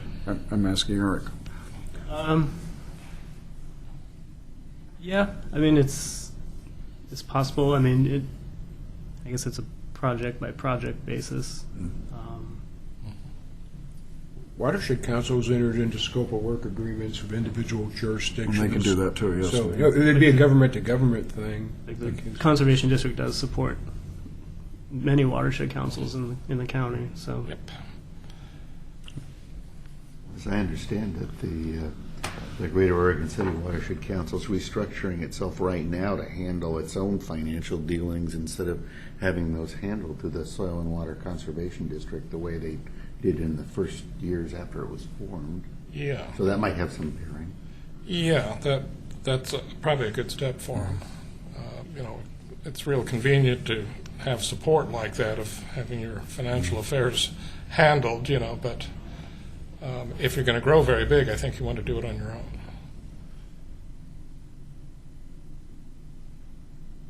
Okay, so we should bring concepts back on what this might be all about. Yeah. Basically, is that what we're saying?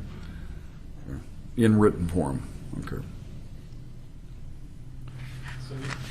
for next week, would it be useful if we all redline the scope of work, and then how would you like to? You can email me directly all your ideas, and I'll try to compile them.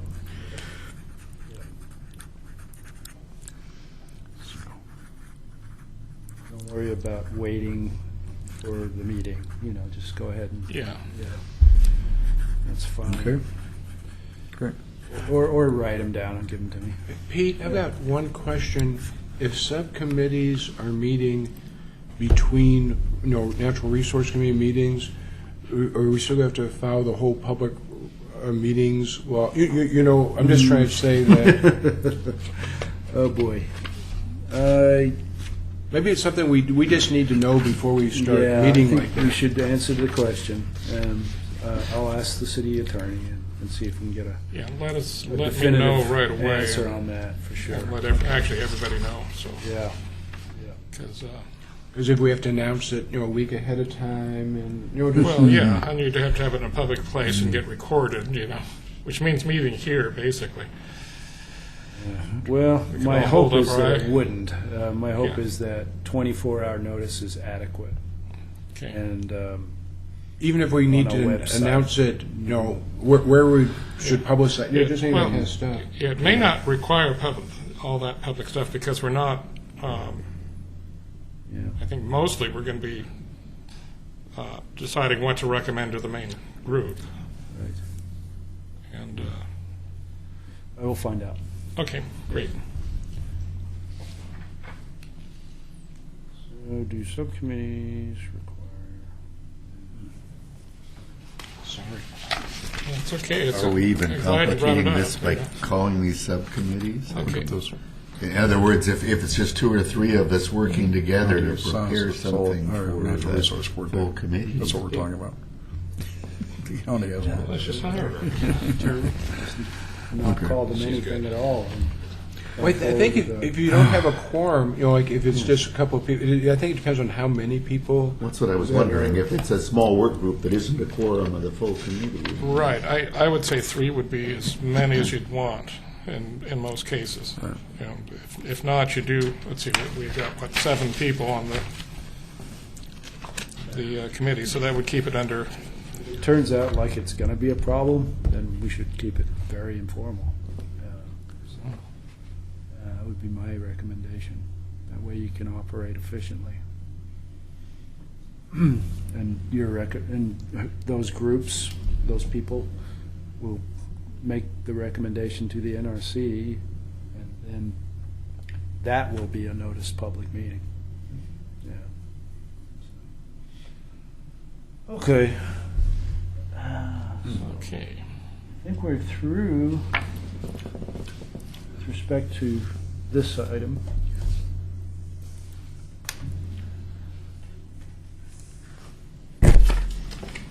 And Next item is the Clackamas County Integrated Pest Management Plan, and I looked through this. It's a great document. It's 40 pages, 50 pages, but in terms of the desire to coordinate various policies with the county, it just seems very good idea to, by reference, I think, make reference to the Clackamas County Integrated Pest Management Plan as a best practice for when we're coordinating landscaping review, for development review.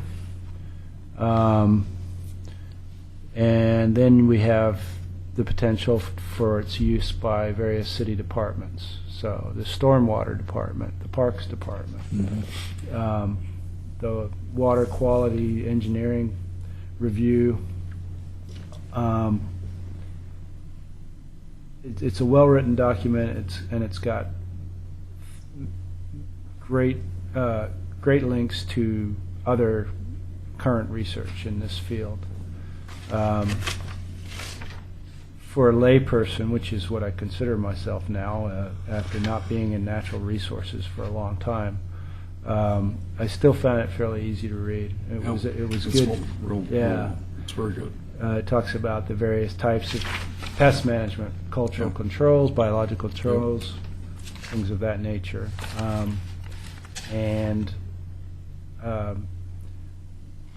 As far as other county plans that we're attempting to coordinate, such as the low-impact development standards that the county is working on, the city was going through a process to try to adopt our own low-impact developments and stormwater standards for a period of 2 years, but then the county started up a separate process, and it really is moving forward, and it's going to be a better document. So the city's going to piggyback on that.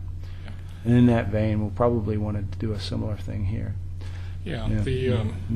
this document has already been adopted by the Clackamas River Basin Council, for instance, Okay. and it doesn't make any sense to recreate the wheel in this case, because this is a perfectly adequate document, and will certainly raise the standards, if we can follow this as a city. In what specific, how does the Basin Council use it? Well, they have a lot of controlling of noxious plants that they have to do. Like they're in the process of planting 30 miles of streamside buffers throughout the tributaries of the Clackamas, and a lot of those places are blackberries and there's no trees, or they might be thistles or whatever the case is. And they need to be able to use an effective integrated approach to get rid of those things.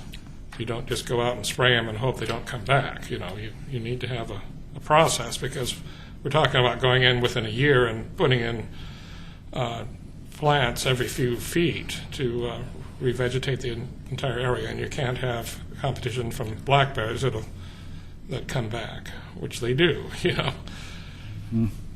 So they do have a lot of land management responsibilities that they thought this was a good document to make use of.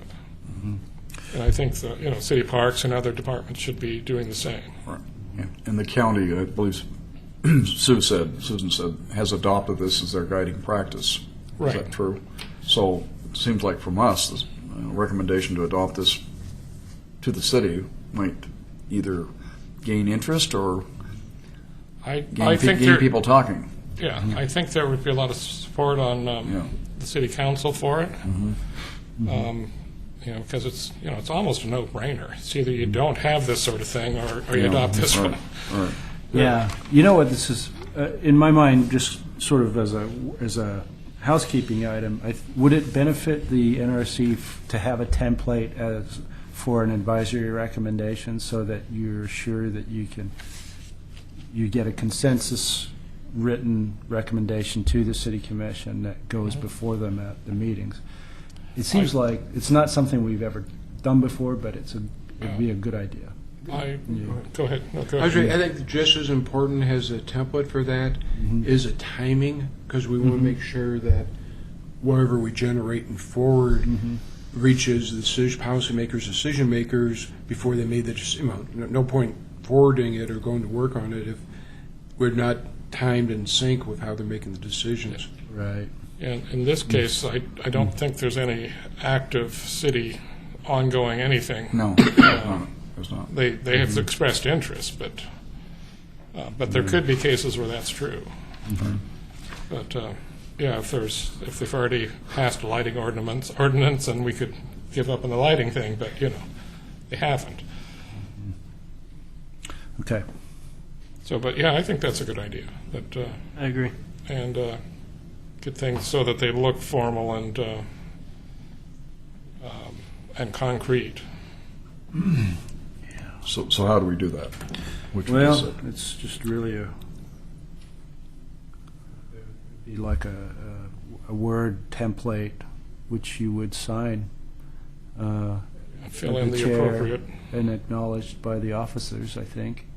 And then we state the date of the meeting at which the advisory recommendation was made and forward that along at the next city commission meeting Yeah. with whatever details need to be included.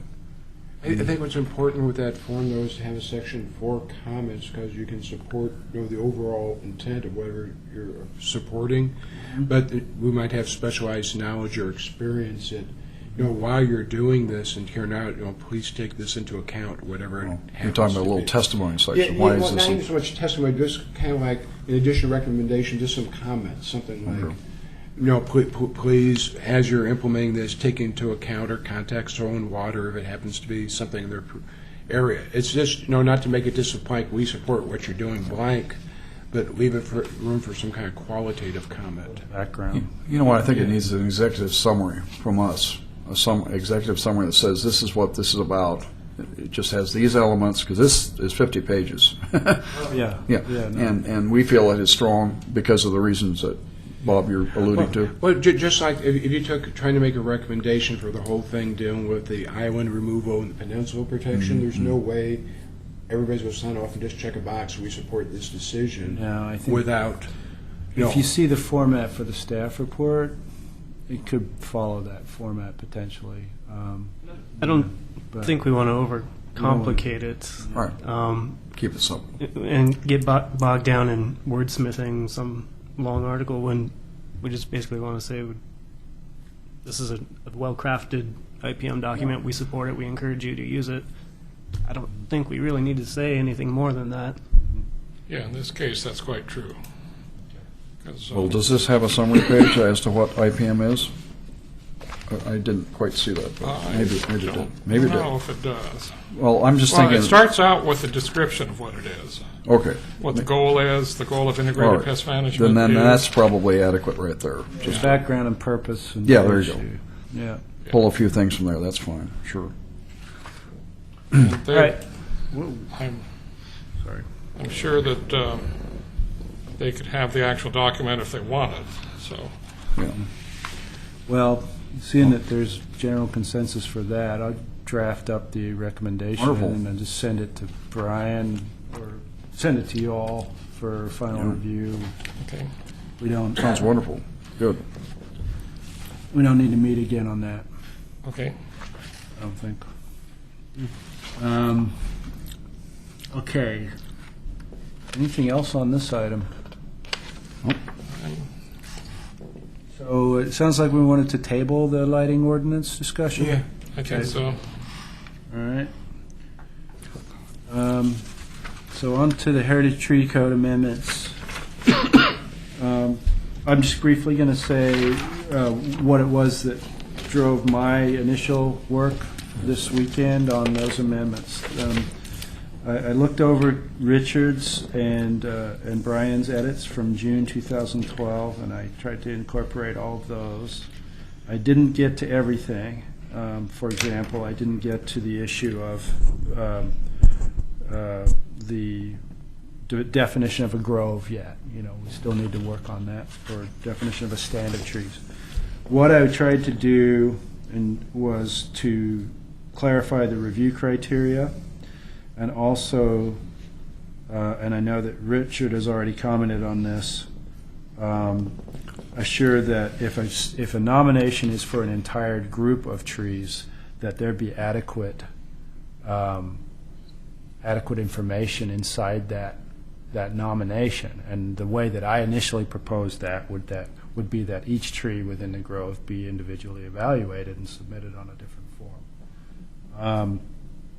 However, Richard felt that differently about that, and I kind of think there's merit to his point of view as well, which is like, well, if you've got good information about the standard trees in a sort of a general way, or a stand health evaluation, or some other way to evaluate it, and that it meets the heritage criteria in that form, then we should be able to accept it in that way. So I'd be happy to work on that definition in more detail. So I'm not going to dwell on that. Then I'll get to the next item. Our review process is the application gets submitted to staff, and that application, whether it's on public or private land, comes before the Natural Resources Committee for evaluation. And then the Natural Resources Committee is going to re-evaluate it based on the staff report and send it forward to the City Commission for approval or denial. So that's spelled out in a little more detail. Brian, what did you have to say about that earlier? The tree code itself. Or about the process part of it? Maybe we can get back to that. I think that we all need to comment, on as this is developed, keep commenting on it. Okay. Maybe the ones that have input on it, because as you edit, things disappear or appear out of nowhere, and or something gets dropped that leaves something else unexplained. Things like that. Well, I haven't. I'm doing a track changes version Right. until we're done. Yeah. Well, I will take that and add a few more corrections and send those Sure. in to you. Move things along. So. Yeah, I'd like to talk with a few of you about some of the things here too, but I'm not Yeah. sure we have time tonight.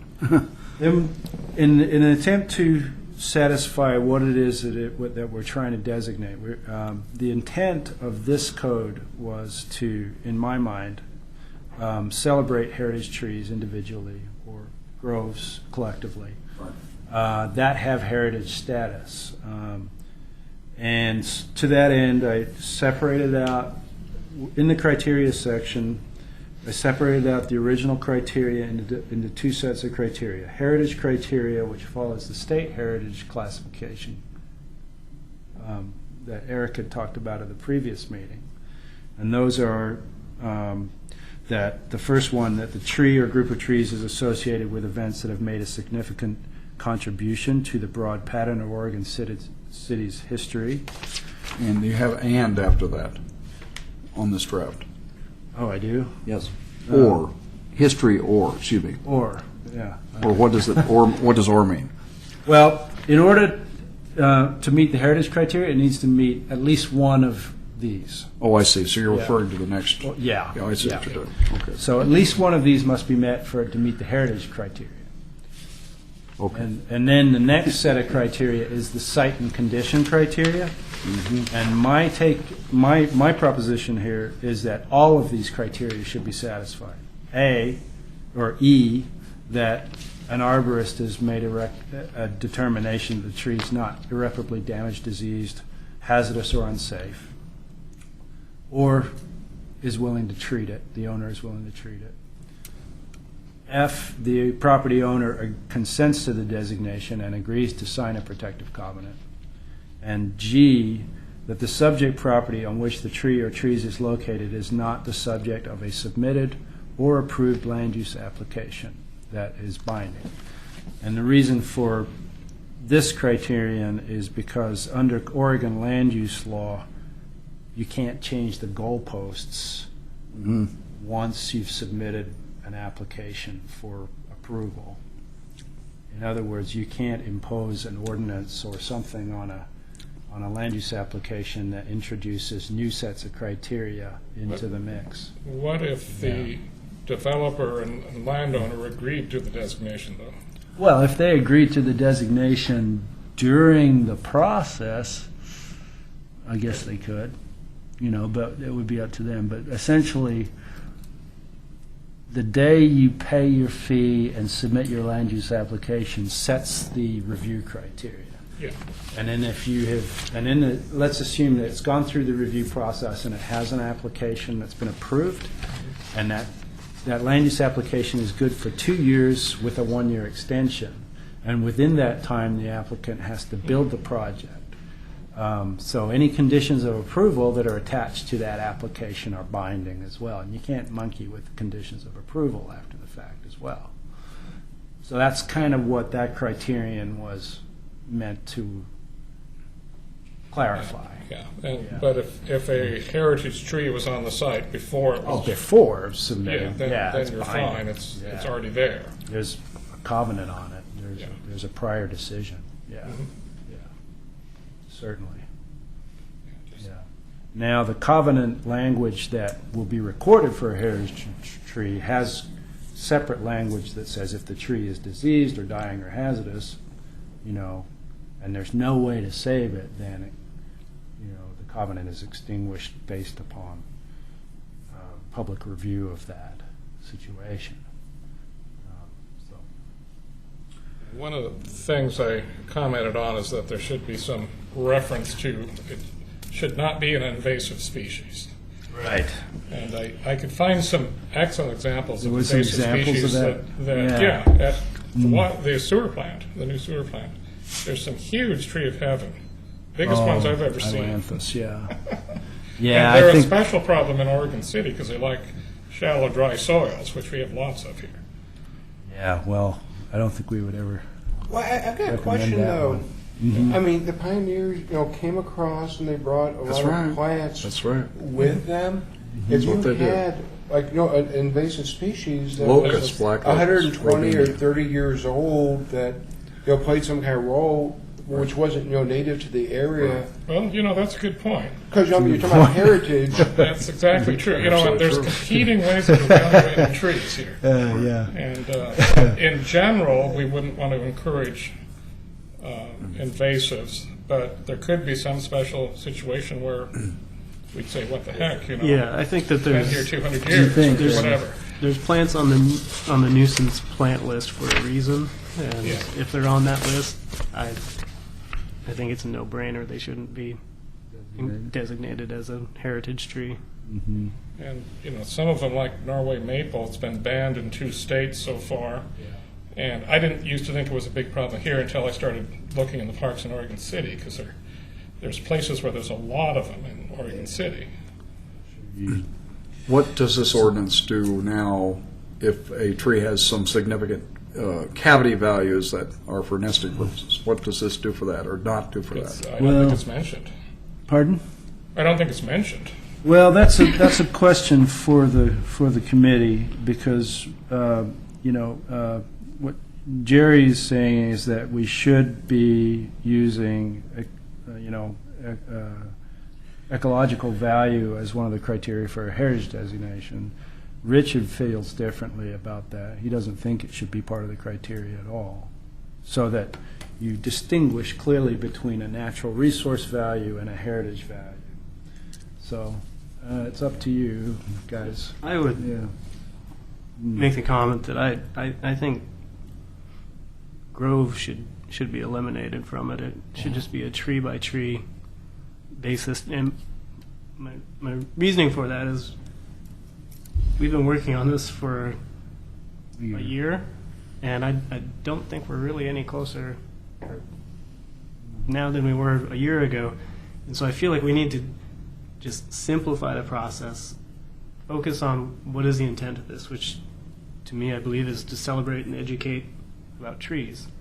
And if we focus on just tree by tree basis, avoid the confusion of defining what is a grove, what is the grove a proper term, at least get a framework for this in place, and then we can come back and revisit if we need to add groves to it later. We could. I talked to somebody at the city of Portland about their program, and I asked her, I was like, do you allow groves to be nominated? And she said yes, but they get very, very few of them. It's not really even a major point of conversation because they just get so few of them. So I'm like, well, let's just focus on the ones that are out there and just make the process as easy as we can. And I also have I guess I look at it as groves. It starts to creep into, is it becoming a tool to prevent development? And it's starting to creep into something that I don't think we should necessarily.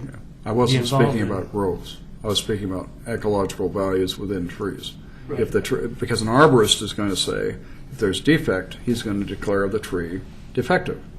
And that's one of the reasons we don't want to include those kind of trees as a heritage tree. On the other hand, if the defect is not too extensive, there is wildlife cavity nesting values and other values there that these older trees that we're talking about, like the giant ponderosa, like the great big Oregon white oak.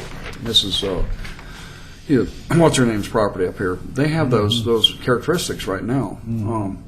But if the other part I have a problem with is strictly having an arborist look at the tree in terms of structure. Metro has a biologist look at the trees with an arborist before they make a decision about what's going to happen in the wildlife areas that they're concerned with under their acquisition and the properties they maintain that are not just wildlife areas. So I don't care about groves or non-groves. My question is, what are we doing to not just celebrate trees, but the things that they foster? And I don't know how to deal with that. If you strictly look at them as structurally perfect tree. I've got, I guess, a clarified question. I understand, we're talking about kind of like a tree-by-tree basis. Right. But if you had a cluster of trees with similar characteristics that, previously we were talking about kind of like in a grove format, if we're not using a grove, but we're still trying to consider this, trees that are kind of like in the same area, would we have to do like each tree individual? You understand what I mean? Because Well, that's the way he's rewritten this. But you have a thing. I'm just wondering if it gets complicated. You're really starting to get into property rights there. Well, yeah. I mean, if it looks like a duck and it quacks like a duck and walks like a duck, is it more difficult to totally get rid of the grove thing, but then deal with a whole bunch of trees in the same area, or maintain the distinction of individual tree and grove? I don't know. Well, I like the simplicity of just trees, personally. I mean, if it's that important to designate as a grove, go and measure the trees in the grove. That's the way you've written this. Yeah, well, that was the way I was showing it. Yeah. That's kind of my take. Which I don't have a problem with that at all. Yeah, and then in terms of the ecological value, that's one of the criteria. One of the, there's 4 criteria, only needs to meet 1 to meet the heritage set of criteria. And then the other 4, I guess, or more, if we decide to make clear that you cannot designate an invasive tree, we can add that in as a criterion in the site and condition criteria. But if your feeling is like Eric's, then, what's the consensus on that? I don't think I can make a decision on that tonight, but I Okay. do. Yeah, no, but we don't have to. I do feel strongly that the ecological value should be Remain in. important, Yeah. and not disqualify a tree because it has Not some disqualify. defect. Now, if it's terrible defect and the tree's never going to last, then obviously it doesn't need to be a heritage tree, I guess. I guess that's what we're here for. We can, one of the criteria is for ecological. It's under Species D, significance. species significance, horticultural or ecological. So the argument could be made on the application that this is Yeah. ecological value, and then as long as it meets the other 3 criteria there, or however many criteria you put on there, then that's up for us to debate it and. That's Either approve that's it. fair. So I think That's fair. the wording is in there to address that concern. The problem if there's any problem I have above all of it, is an arborist by himself should not determine the fate of an ecological system that the tree represents. That's my point. Okay, and that whenever possible, you should have a little cross-pollination there going on, which is what Metro does. They do not go with an arborist report only. They always ask for a biological review too. When reviewing what, though? When we're reviewing their open spaces. Okay. Yeah. Yeah. I asked Jim Desmond that 4 years ago. He said, we'll never just look at trees with an arborist. We'll have our staff biologists go with them too, to see if there's something else that's of value here that we're not seeing. Well, that makes perfect sense in an open space situation, but I'm not sure that it applies in the designation of an individual tree, particularly, well, on private property. But, I guess if the report that comes out of the nomination that talks about that is so compelling that it essentially, your recommendation as a group is going to be that it meets the criteria. I guess are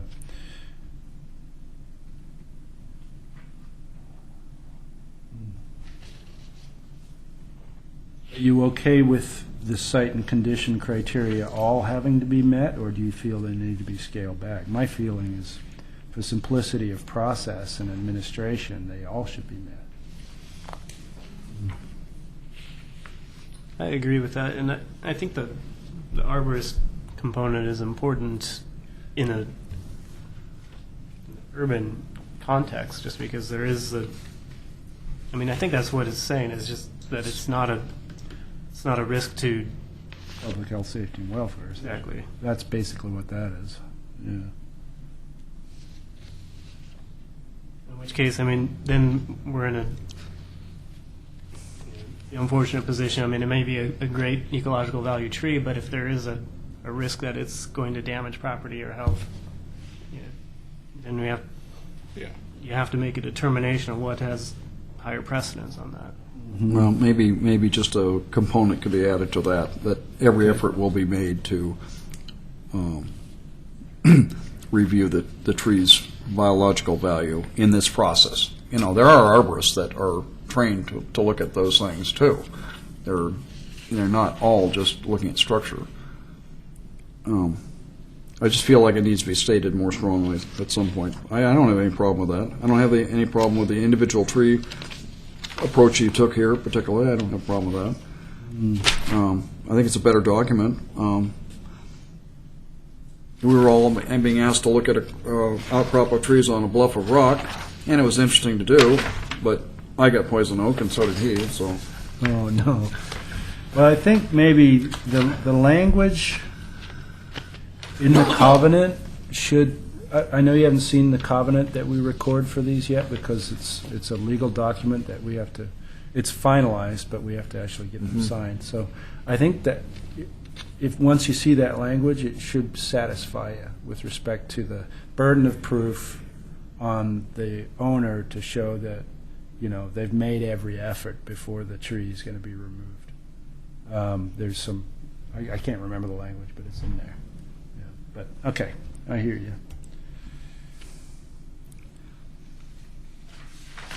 All right. Now, with respect to some of the definitions in 1704, Brian had commented on that.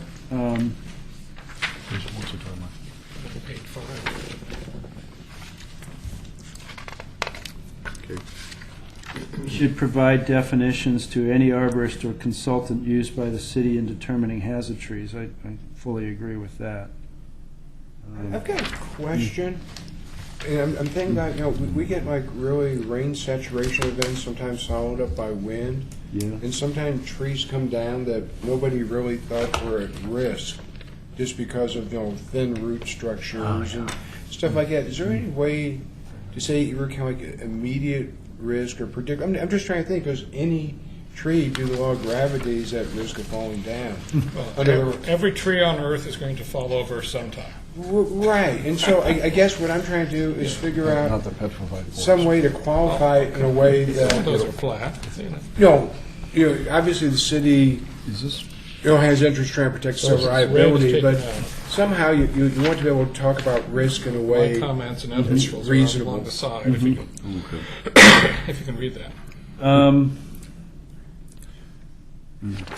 Yeah, the definition of a hazard tree that's in the development review code would be useful here. I don't see it because it basically, is it? Yeah, it's referred to, ORS section 3.0010, at the bottom, near the bottom of page 5. Anyway, yeah, in the tree protection code, which applies during development review, we specifically state that trees that may present a hazard to a future development are not considered hazard trees. So we specifically said that. That came out of code revisions.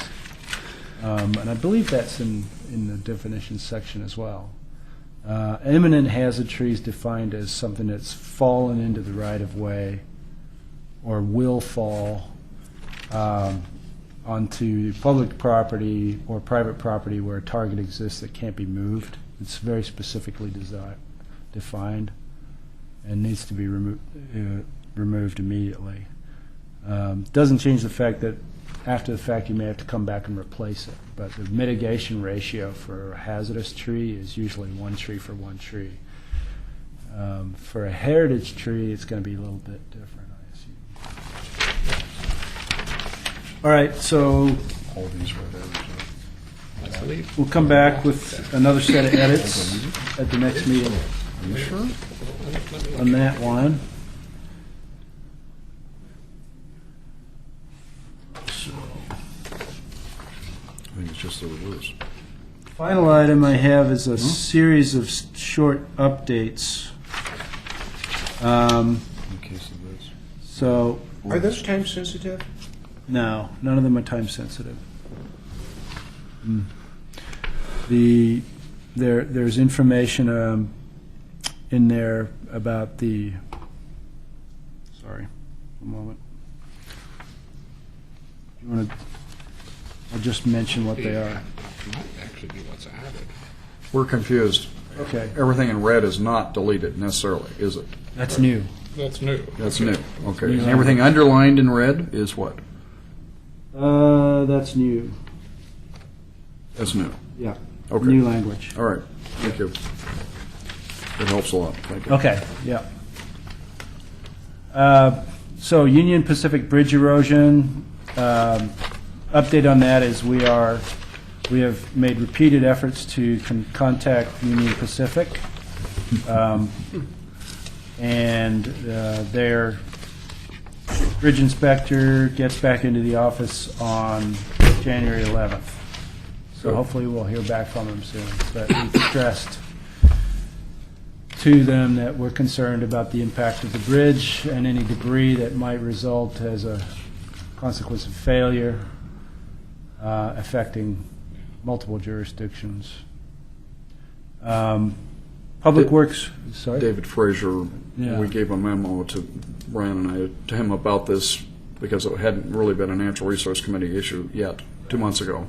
Yeah. And he finally got back to me a week ago and he said, why not do this and this? I said, all this stuff we did 10 years ago on this issue, it's going to take an act of God and the governor's involvement. I wrote him a memo explaining what happened 10 years ago. And he said, well, what are you suggesting? I'm suggesting that we contact a couple cities. He said, why don't you, me, Jerry, contact Gladstone? I will, because it's on their end of the city. City of Gladstone abuts the bridge on one side and your city on the other side.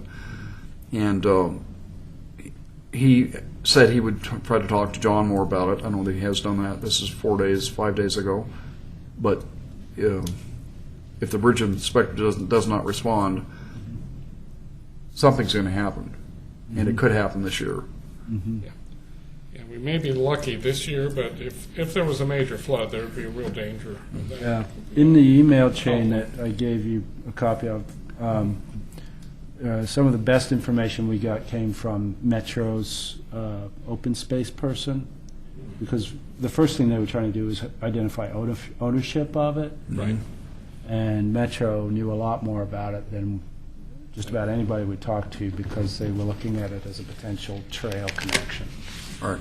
and potential bicycle and pedestrian connection in the future. And they said, talk to this guy.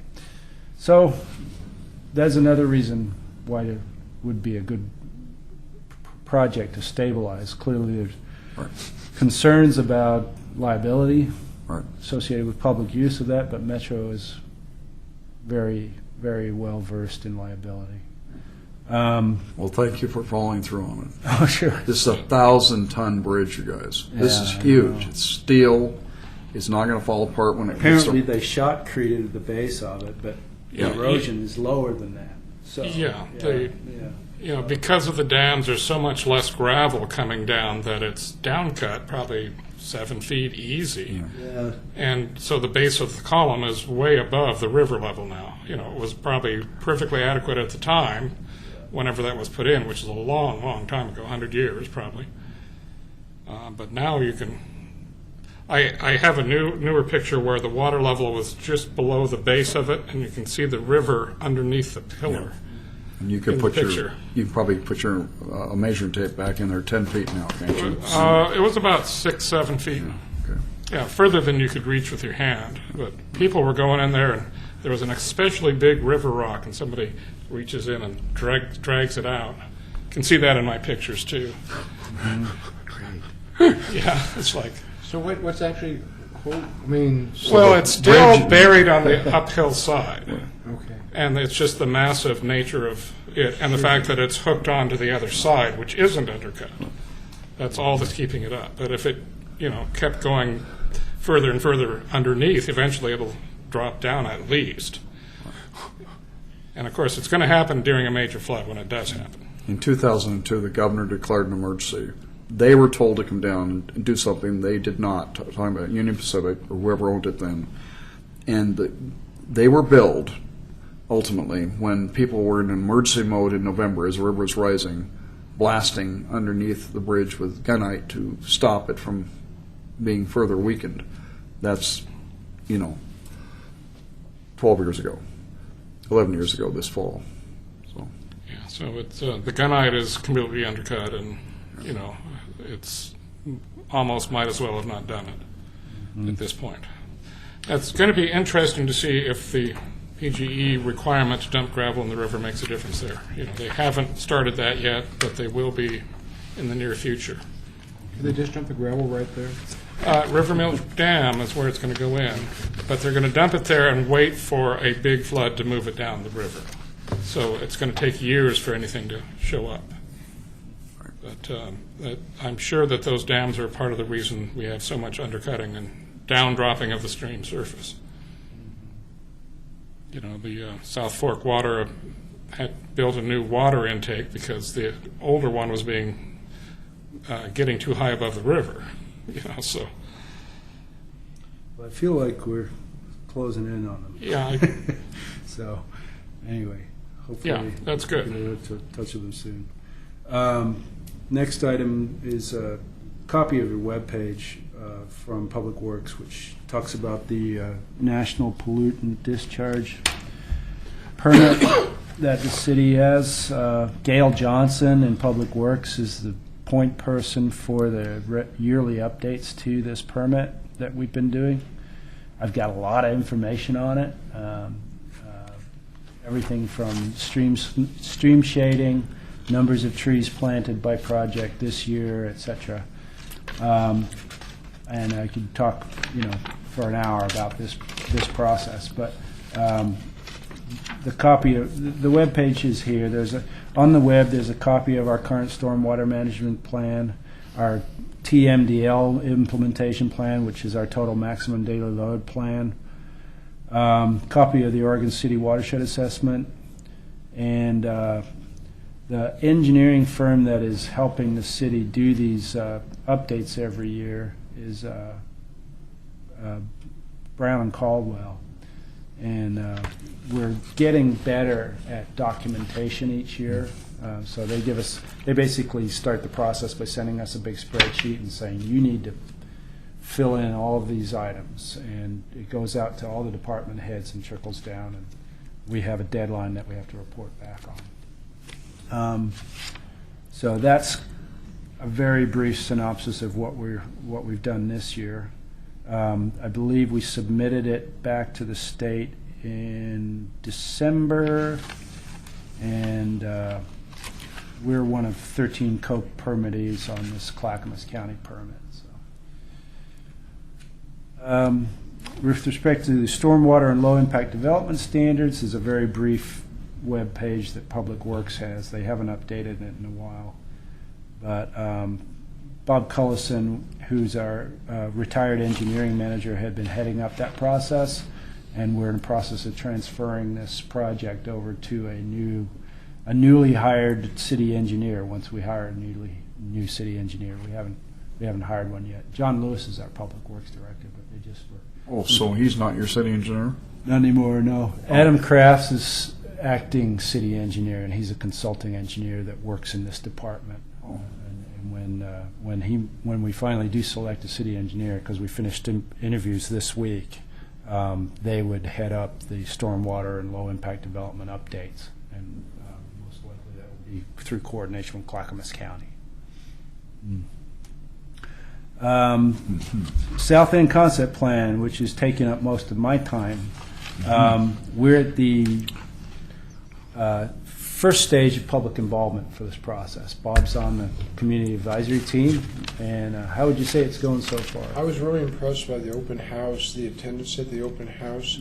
The only thing that really was concerned is people got fixated on what 10 residences per acre looks like, and because nobody projected any alternative ways that could be formatted. It's people so are early in the assuming- process. No, Yeah. but I'm saying if people are worried, so go look at the row houses down there at South End Road, and unless people come up and they will present alternative ways of how you achieve that, people are going to get stuck right there, and you can see that as a basis for opposition. But I mean, overall, things going great. Yeah. But Yeah, that, you're right. and when you're talking about trails and things, you better kind of be on board with the private property owners whose trails you're running behind their houses. Oh, yeah.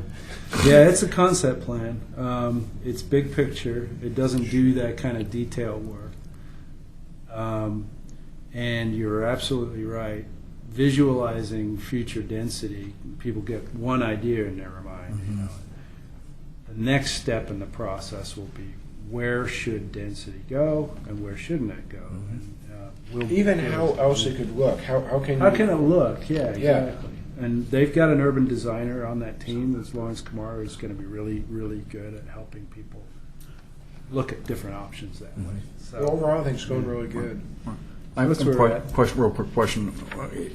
The confluence of South End Road and Warner Milne, there's a whole bunch of houses in there, brand new, kind of joining, connected together, whatever. Is that 10 houses per acre, or is that more than that? ooh, that's probably right. That's more than that. Yeah, Because that's a really small quite site. tight. Yeah. That site was zoned MUC1, and the hope was that it would actually develop as a mixed-use commercial and residential zone. But back when but the old code allowed straight row houses in that zone, and that's what was built there. It's quite dense. It's really dense. surprisingly dense. Yeah, it's the only MUC1 zone that was successfully rezoned to MUC1 in the South End area in 2004. There's a lot of opposition to it. But the hope is that some small-scale commercial uses in the South End area would help people be so reliant on automobiles and drive long distances to get the things they need. You can rent movies down there now. Good. Good. That's major. Now all we need is maybe a milk truck or something like that. Anyway, but yeah, it's going to be a long, not a long process. I think what we're hoping for is that we'll have 3 more big open houses, I would encourage you to go to the website in the next month and use the interactive mapping program. It's a neat tool.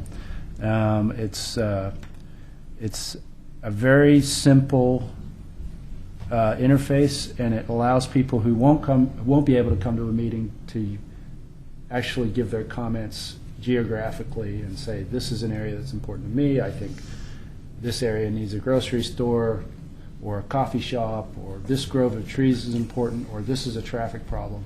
You can drop a marker on a map, and it'll pop up with a comment form. You type your comment, hit enter, and that gets recorded. It's a really, really neat system if you like using web interfaces and that sort of thing. We're hoping to get about 20 or 30 high school kids to use it. So anyway, Transportation System Plan, Eric is helping out on as the liaison for the NRC. They're 2 weeks away from a draft document.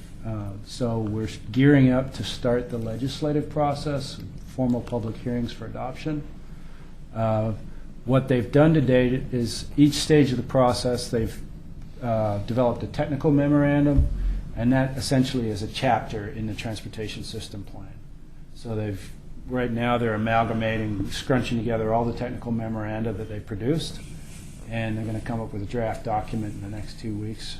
Laura Turway is the project manager for that, and the transportation consultant for the Transportation System Plan is DKS, and they're also the transportation system consultant for the South End Concept Plan.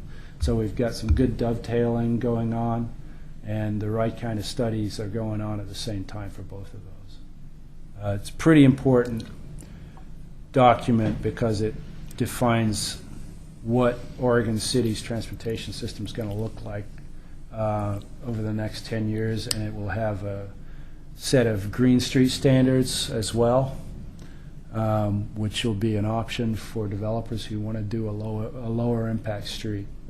So we're going to be able to hand a specification to a developer and say, this is our Green Street standard, and we encourage you to use it in a particular situation.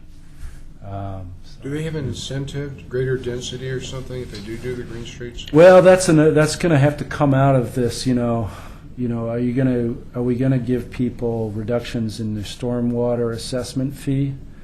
For example, if they've got an approved green street or built a green street, clearly there's a need for incentives to use those kinds of things. The zoning code allows for that kind of thing. We'd have to, we'll be making amendments to the zoning code to implement this. So I don't have anything concrete to show you yet, but I really need, we should keep an eye on that for sure. I believe that's everything. What happened to Clackamas Park? Oh, sorry. Yeah. Thank you. Yeah, that's You on mean there the boat too. ramp, or? No, something No. different, something new. Larry Potter and Scott Archer. Scott Archer is our community services director, and Larry Potter is our parks supervisor and parks maintenance supervisor. At this point, Jerry, I can only report that we're working with the Parks Department to get them to address the mitigation. I haven't seen any communications back from their department yet. Essentially, I know that you've spoken with David Frazier and about it. And Brian brought to my attention. Have they cut more trees? I don't know. Have they? Brian? Well, I haven't been back to see if they have or not. Okay. Yeah. But they had marked a number of them. There were still some marked that weren't cut. We are, yeah. All the ones being cut are damaged, or? In varying degrees. Some are, one or two of them were fairly bad. Other ones, there was some decay in the top that could have been removed, but the whole tree was taken down. From a code perspective, I advised Scott via email about the code because it's all within the Natural Resource Overlay District. So if you're removing trees within there, they all require A, a determination of a hazard, and B, a mitigation plan. What's B? What's B? Mitigation plan. Okay, all right. Prior to removal. And this is after the fact, so Yeah. we have to deal with the mitigation. And we would approve that through planning and based on the mitigation standards in the code.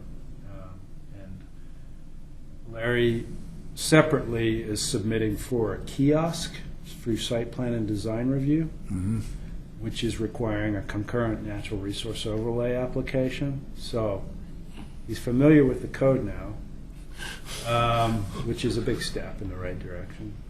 And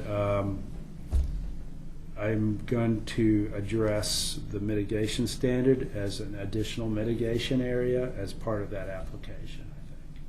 That'd be the simplest way to do it. That would be a type 2 application, so it requires public notice and comment because it's a minor site plan.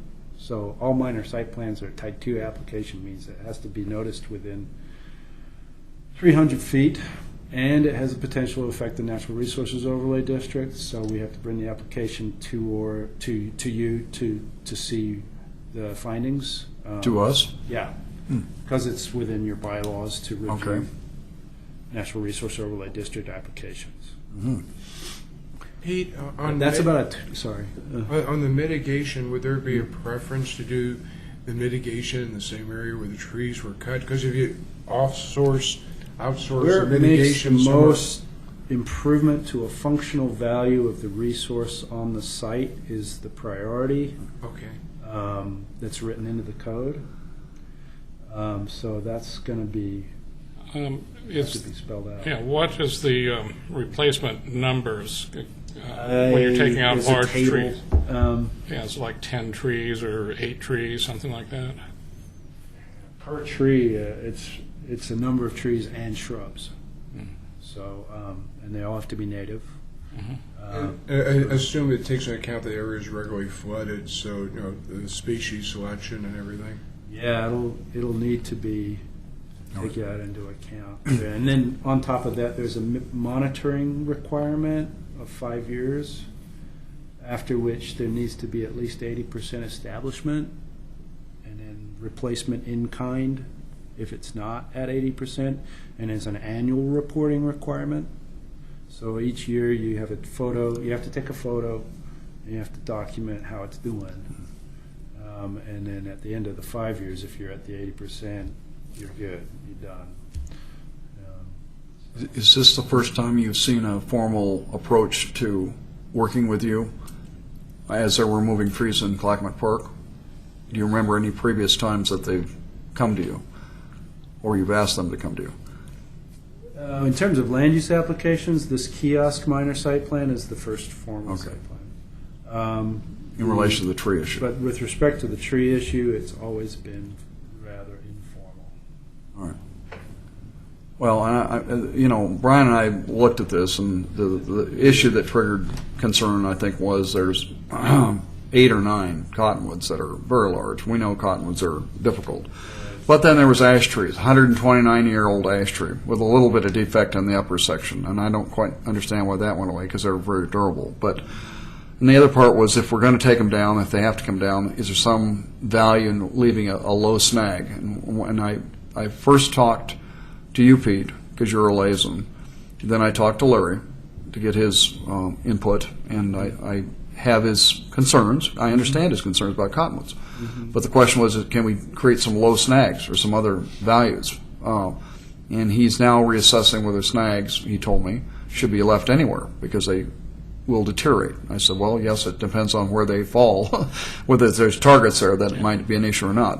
Low snags and stumps, maybe 10, 12, 15 feet tall, are not a big threat, especially if you surround them with brushy species, native plants, hazel, other things like that make them look natural as you'd see them in the natural environment.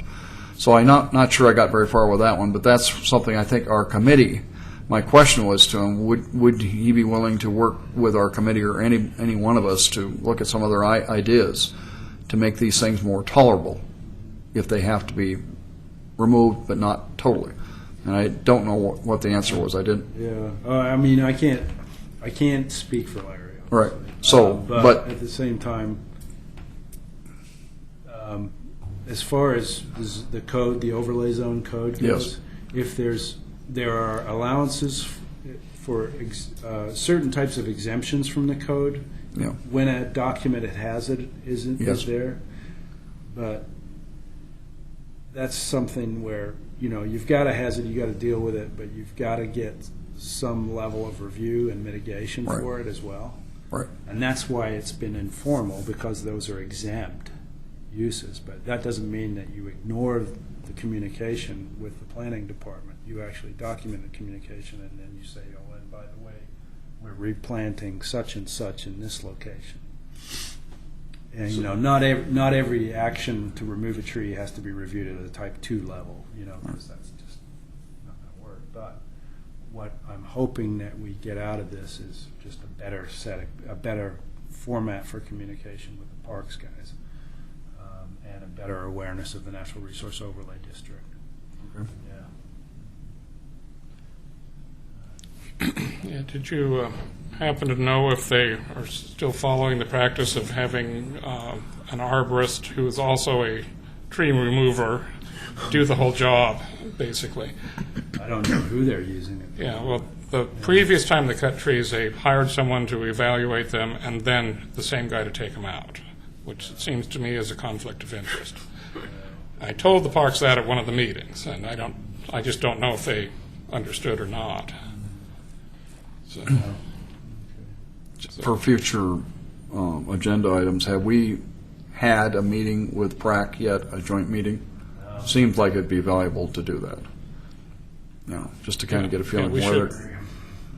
I remember once when the previous Scott, committee. Yeah, I keep nudging him for that, and it falls off his radar. So. I mean, previous meetings when we had the previous committee actually went very well. We found that we had a lot of common interests. Yeah, it's Yeah, it was amazing. So I think it's maybe time that we do that. Yeah, I agree. I do. Yeah, that really is, now's the best time to do it, because the PrAC agenda is probably fairly light. It seems like as you go through the year, the agenda gets heavier and heavier. So let's try to strike while the iron's hot. Thanks. Okay, All right, guys. I think we should adjourn. Yeah. Okay. Been here Okay. plenty long.